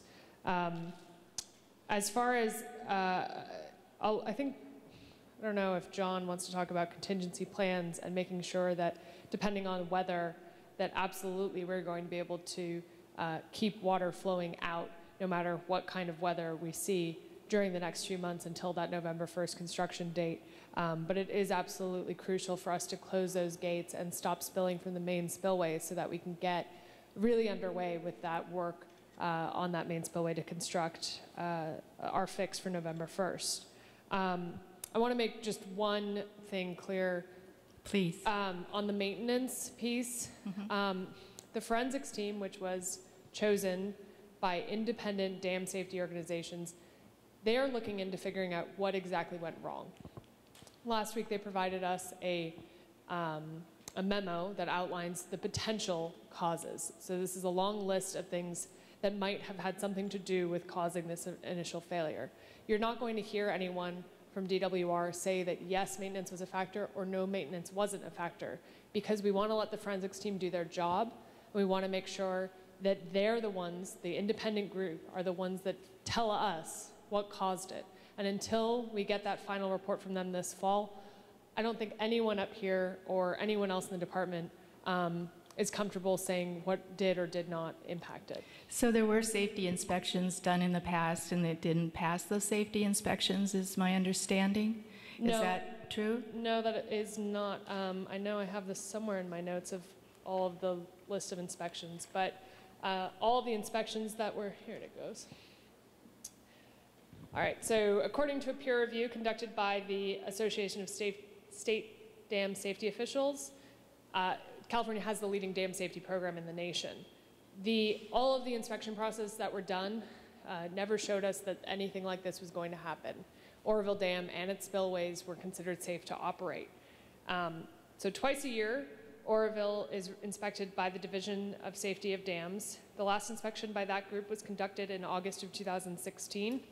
It's also inspected annually by the FERC Dam Safety Program. Their most recent inspection was in May of 2016. In addition to that, we have an independent board of experts, expert consultants who inspect it every 5 years. The last time that they came on to the spillway was August 2014. As I said, all of those inspections, state, federal, and independent, showed that Oroville and its appurtenances were safe to operate. Meaning the spillways? Correct, yeah. Okay. Thank you. Thank you.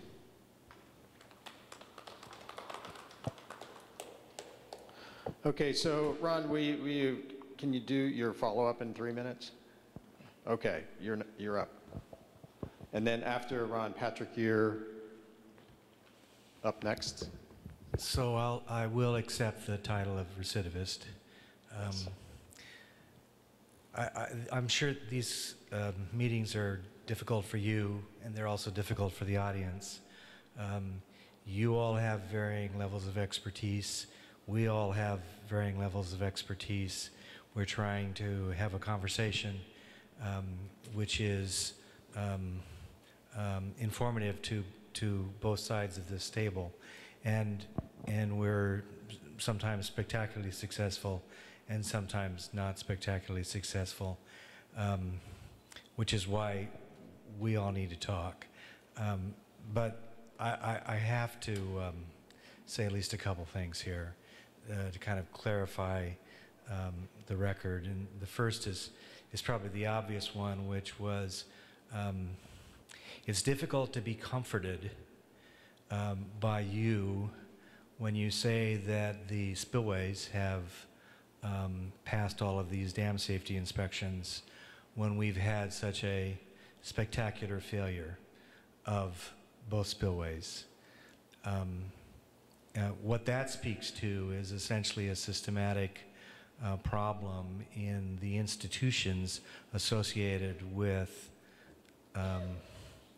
inspections and judgments associated with these structures. So please, I'm trying to offer you advice. It doesn't come off well when you assure us about all of these things. And I don't mean to cut you off, and I'm happy to continue that conversation. I like conversations. Perfect. That's an incredibly good point. I should have clarified that while California has the leading dam safety program in the nation, it's obviously not enough. And I think your point is well taken that we need to do more to expand and bolster our dam safety inspections and our processes, because if we could have done something to prevent this, we certainly want to make sure that we can do that in the future. So absolutely understood. And that, I was just going to say that it was part of the governor's legislative package that he put forward on February 24th, I want to say, to expand our inundation maps to make sure that we have maps and emergency action plans, not just for full, complete failure of the reservoir, but also in case something like this happens, a partial failure of an appurtenance, as well as in increasing our inspection process and what they're looking at and to what detail. And perhaps that process has already had a good result, because at least one dam and spillway complex that is similar to Oroville, a few weeks back, there were CEI notices and a press release from that dam owner and CEI notices from FERC that some unknown thing was going on to make their spillway complex, to beef it up, let's put it that way. Unfortunately, we don't know what it was and what it is because it's all secret. We had a discussion which was, I thought, useful, but at the same time spectacularly frustrating, about what your plans are for the emergency spillway. It's clear that you have plans to try and stabilize the top of the hillside so that you don't have head cutting from erosion like you had in this year. And that's a good thing, and I think most of us understand that that is the first priority on construction. But our filings before the Commission have been perfectly clear about explaining why a full spillway is in the department's interest, and it's in the interest of downstream communities, not just for dam safety reasons, but also for the ability of the operators to have full confidence that they can operate Oroville Dam's flood control operations according to the manual, even at times when you have inflows or certain conditions that threaten to use the spillway. I'm sorry to just give you an example, because I don't know any of you. I don't know if you've ever even looked at the filings that we've made on this issue, but just understand that we looked closely, we being the Yuba Feather Task Force, which involved a lot of people, including the Division of Flood Management of the 1997 operations, and you know, the department believed for a while there that they were going to have pass-through operations, 300,000 CFS of outflow from Oroville Reservoir, because inflows were high and they thought they would surcharge the reservoir. And I was pleased to hear that the department believes that it's probably not a good thing to use the emergency spillway in its present condition to make releases of significance in these kinds of flows. But that is the $64 question. You made releases in excess of the objective release at Oroville because you thought you were going to lose control, and you finished the 1997 floods almost 14 feet below. That is, the top of the reservoir was almost 14 feet below the lip of the spillway. You weren't even close, but your operations were, oh my gosh, we're going to lose control. Let's try and push a little more water through the downstream flood control system in excess of the objective release.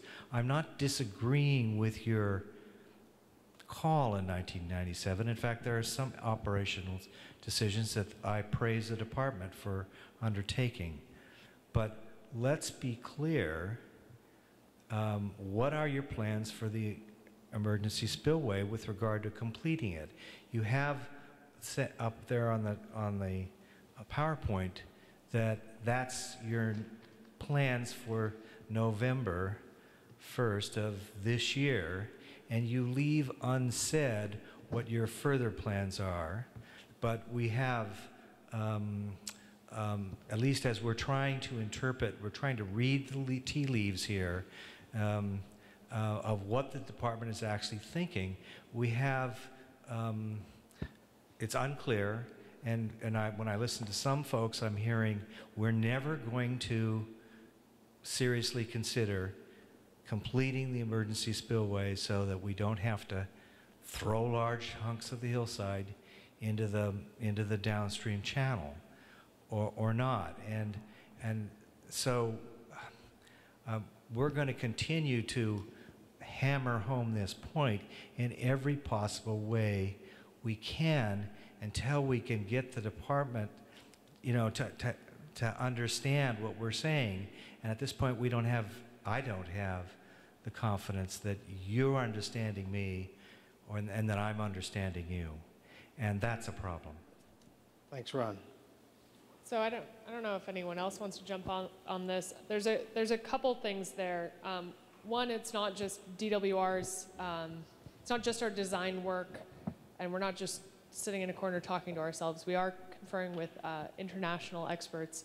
In addition to consults for ourselves, there's also a board of consultants who were approved by the Federal Energy Regulatory Commission, another group of international experts who are reviewing our construction plans, both for the main and the emergency spillway. I'm not an engineer, so I'm going to say this real simple, and correct me if I'm wrong, guys, but and ladies. The reason that we had to use the emergency spillway was not because of weather. I know you know that, but there's a lot of confusion about this. The reason that we had to use the emergency spillway was because of the main spillway failure, combined with the fact that, and I know a lot of people think that we could have just filled the hole and fixed it. We had 3 days. This hole was not as big as this room in terms of height, but probably up until the second story, and certainly as long. We had 3 days to do that before we had our next storm. We couldn't have people on that spillway, and we couldn't have construction work going on in that spillway. We couldn't probably even get up there quickly enough because of the hillside. So I just want to make sure that we understand that. The emergency spillway is not it's not for daily use. You can see through our plans, it's not just the cutoff wall that we plan on doing, but it's all of the construction, the concrete up above the cutoff wall. If we are using the emergency spillway, everything else is gone. The levees are gone. So the erosion that would happen past the cutoff wall is already happening because of the weather. I mean, this means that we have the main spillway being used at a maximum and all the other systems being used at a maximum. So that's, I don't know if John or Kevin, if you want to jump in, but that's just the fact of the matter of what the emergency spillway is there for. This is John Lehi again, Water Ops. So I couldn't help but see the frustration from an individual in the audience. So I think what Aaron is saying, is absolutely correct moving forward. Now, I think it's clear, I think some of the frustration is that, like I said, the current flood control manual has shown that under normal flood control operations, they have, because Marysville Dam was never built, this has been a hole that's kind of been there in the process, okay?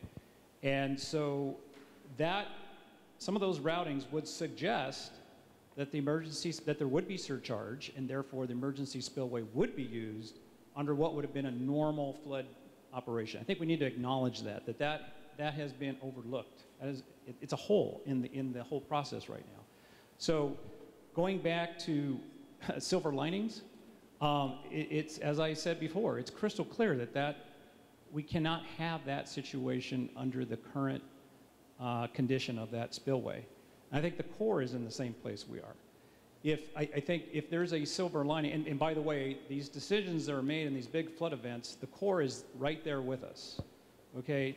So, and going back to a previous comment, state water contractors do not operate Oroville Dam. DWR operates Oroville Dam, and this time of year, flood control is absolutely number one.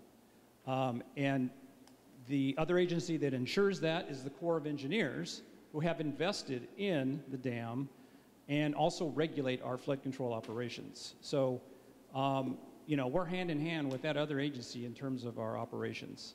Moving forward, we're going to be, and like I said, we're going to be looking at some type of operation that works with whatever form the spillway is in come November 1st. We're going to adapt an operations plan that prevents the use of that emergency spillway under a normal flood control operations. We're going to work hand in hand with the Corps in developing this. Has to be blessed by FERC, has to be blessed by Division of Safety of Dams. So that's moving forward. I think I would be extremely surprised if at the end of the day Another big benefit that comes out of all this is an updated flood control manual for Lake Oroville. Okay, so it's well overdue. Since early 1970s, we've made some progress in terms of the use of technology over time, in terms of forecasted operations. We've greatly improved our coordination with Yuba County Water Agency in the fact that we both are managing to those downstream control points. We have a much better process in place. We have built better decision support tools. And I think we want to get all of this progress that we made, and I commend you, Ron, for continuing to bring up this issue at these meetings. It's very important that we continue to have this issue out there so that moving forward we can improve and we can fix the things that we know are broken. And so, again, I commend you for continuing to hammer this point. Okay, John. So, Patrick, you're up next, and then I have a card from Robin. I don't know if that question was answered or not, but we can find that out. I'd like to make Patrick Porgans Associates. I'm a forensic accountant. I'm going to read from the manual so we all understand what's going on here. 270,000 cubic feet a second coming over that spillway means that everything downstream will be just about wiped out. So let's look at the manual and what it says. This is the flood control manual that you're supposed to be operating under. I'll show you the cover. It's the Oroville Dam Reservoir report on reservoir regulations for flood control, okay? In Chapter 3, it tells us, and I want to say to Mr. Lehigh, you're correct, that 150,000 cubic feet a second takes into account the channel capacity of those downstream levees. And we got about a 30 or 40,000 CFS coming in from the feeder streams that are below Oroville. So you want to be at about 180 at the confluence, above the confluence of the Yuba. And you're right, it's only about 35% of the Yuba River that's actually controlled for flood purposes.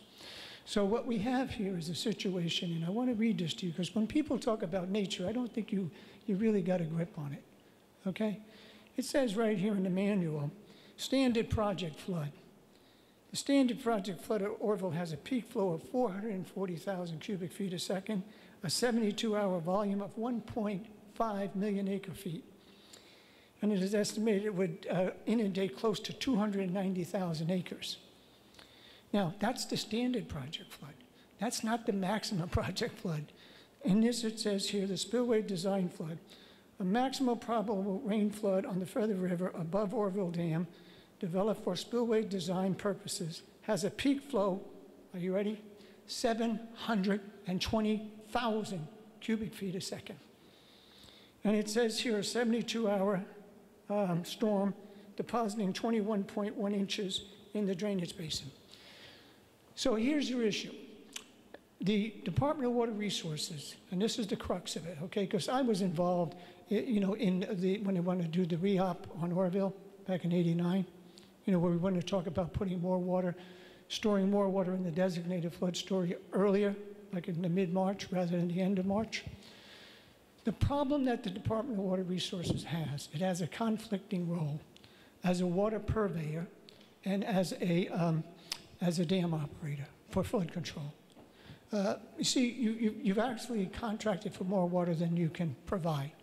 So in the past, and I have the documents that say you even said this, use the storage, that flood storage space, which was not paid for by the contractors. It's paid for by the U.S. taxpayers. So now let's get one more 2 points clearly. First of all, the Department of Water Resources is actually monitoring itself up at Oroville. The Corps of Engineers has no regulatory authority over an infraction of the federal flood control rules and regulations. All they can do is write you a letter. I've had that done in the past. And as for the resources person, unless the documents I received under the Public Records Act were erroneous, you had cracks in that spillway outlet in that last report back in 2016. So what I'm saying to you is that The real crux of the matter is we've never had, historically, that amount of water coming down toward Yuba City and Oroville. The water used to go across Hamilton Bend, you know where I'm talking about, just below the After Bay outlet.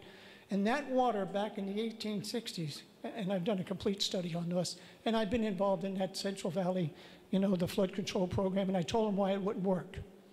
It's not going to work because there's no outlet. You need an outlet up above the, somewhere near Hamilton Bend, because in the 64 flood, the water that came down through Oroville went across the valley through the Sutter Buttes, and it busted a levee on the other side of the Sacramento River.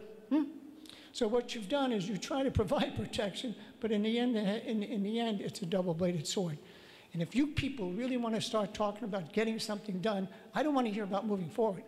I want to be able to learn from the past, and I want to be able to implement those solutions before we get to this stage again. And it's not going to happen if you keep up with what you're doing. And excuse me, thank you for your time and your patience.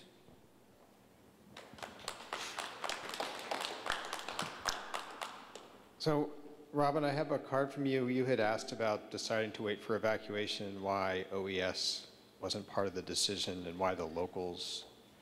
That's correct. I just kind of want to revisit that briefly. I was at the U City meeting and there was nobody from OES there to direct the question to. And so I just kind of want to understand the flow. You're saying that the DWR does not make the call on when to evacuate if the water gets so high.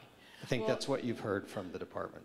Right. So you let it go up and up and up. At what point do you get the local community involved in saying there might be possibly something here that we need to address? I mean, is there a certain weather pattern? Is it a certain height on the dam? Is it an inflow?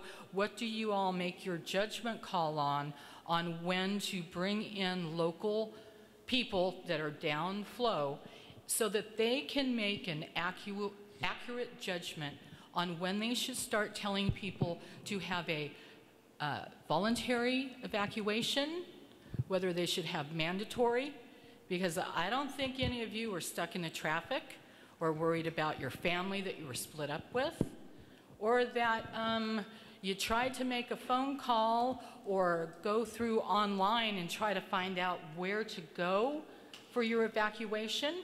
We ended up in Fairfield at a hotel because we could not find any information on where to go, and there were no hotels available from the foothills all the way to Vacaville, Fairfield. So I would just kind of like to know what that flow is.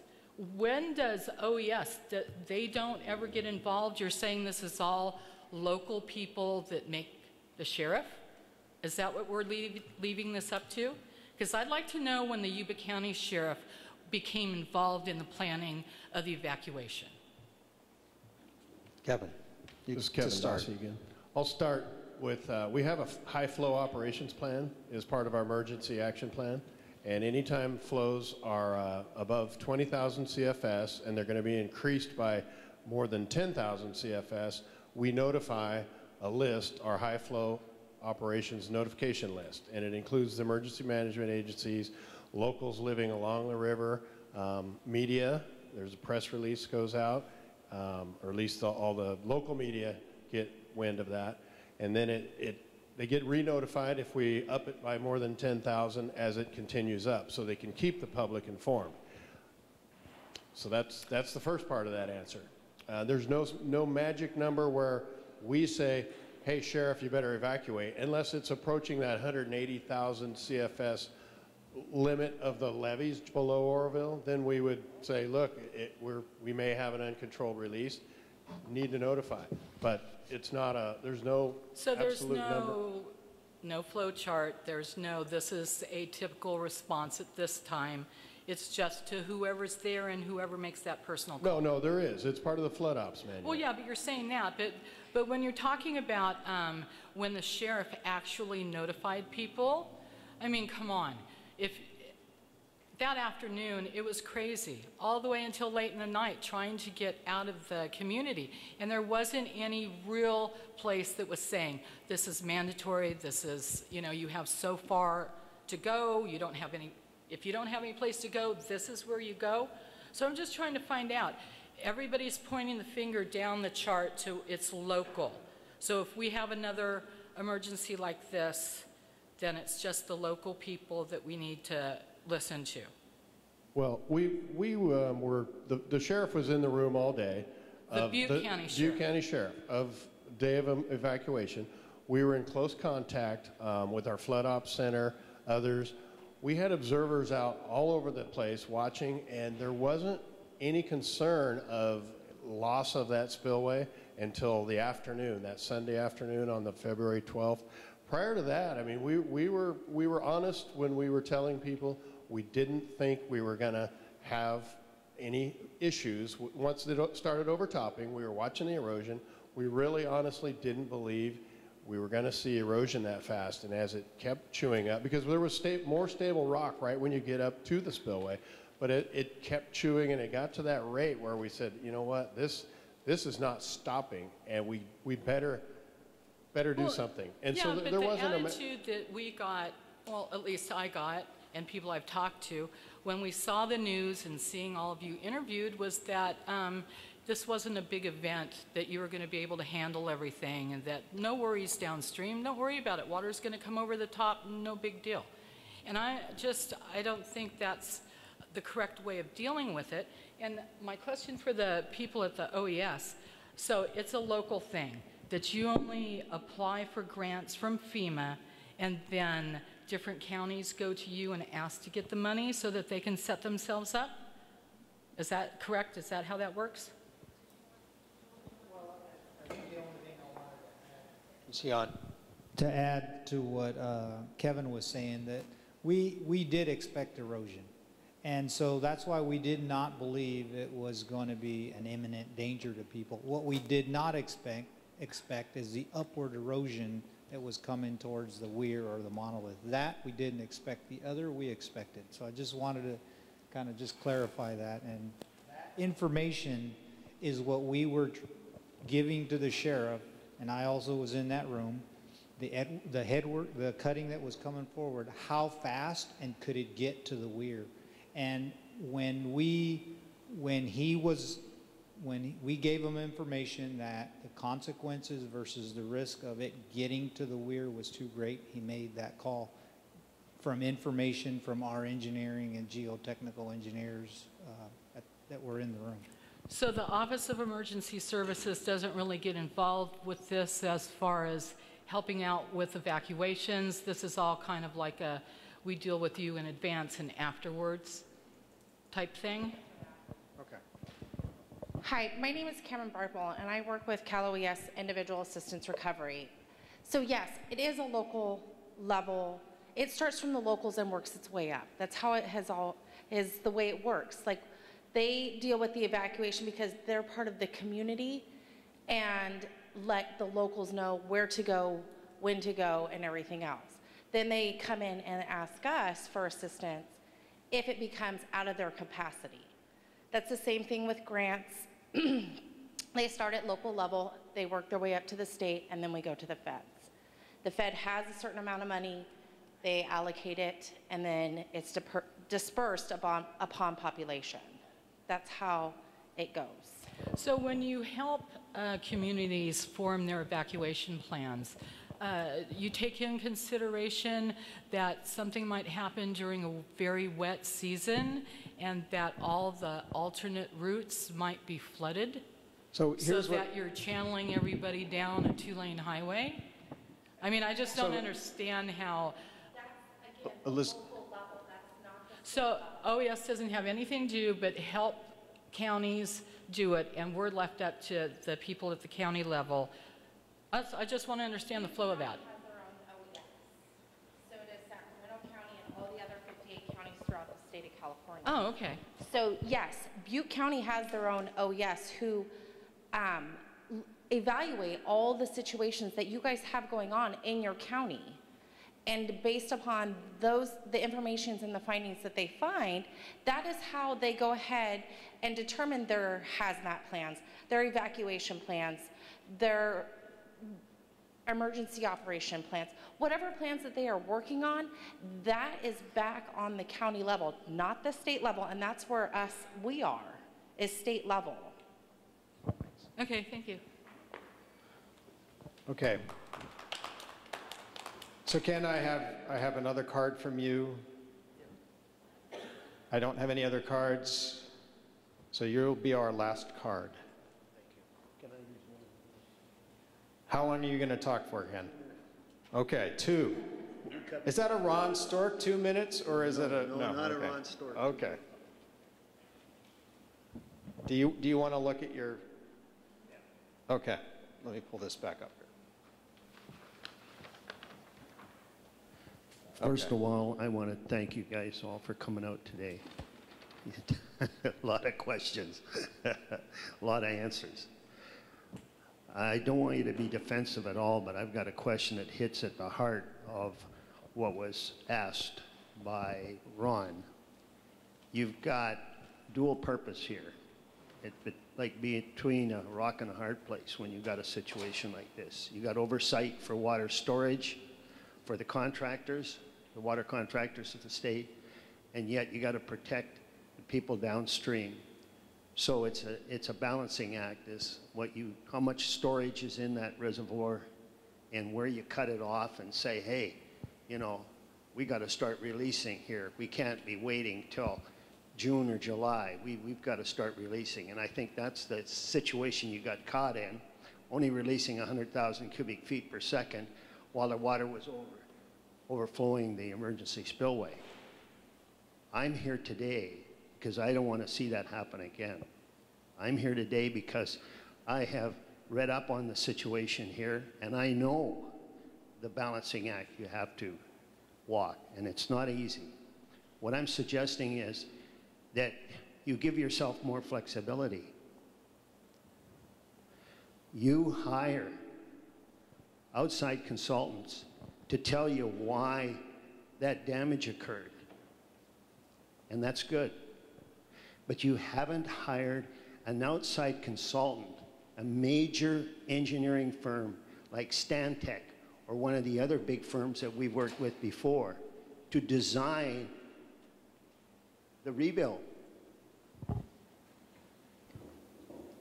Actually, sir, let me tell you the people that are working on the design. Stantec, AECOM, GEI, we also have our own design. We have Corps of Engineers participating in our design. We also have the Division of Safety of Dams regulating and Federal Energy Regulatory Commission. So we have there's 100+ people that are working on the design from almost all of the consulting firms on the Western United States. But none of them will stand up and sign off on your drawings because they absolutely are signing on the drawings. As a matter of fact, they're signing the drawings today. Yeah, but they're not putting up a bond as a big firm would do that we could work with, our little firm. You see, what we generally do is when you name this firm publicly, not just before you're starting work, we come in and we say, look, we'll work without a fee if we can provide a better detail of what you're trying to do.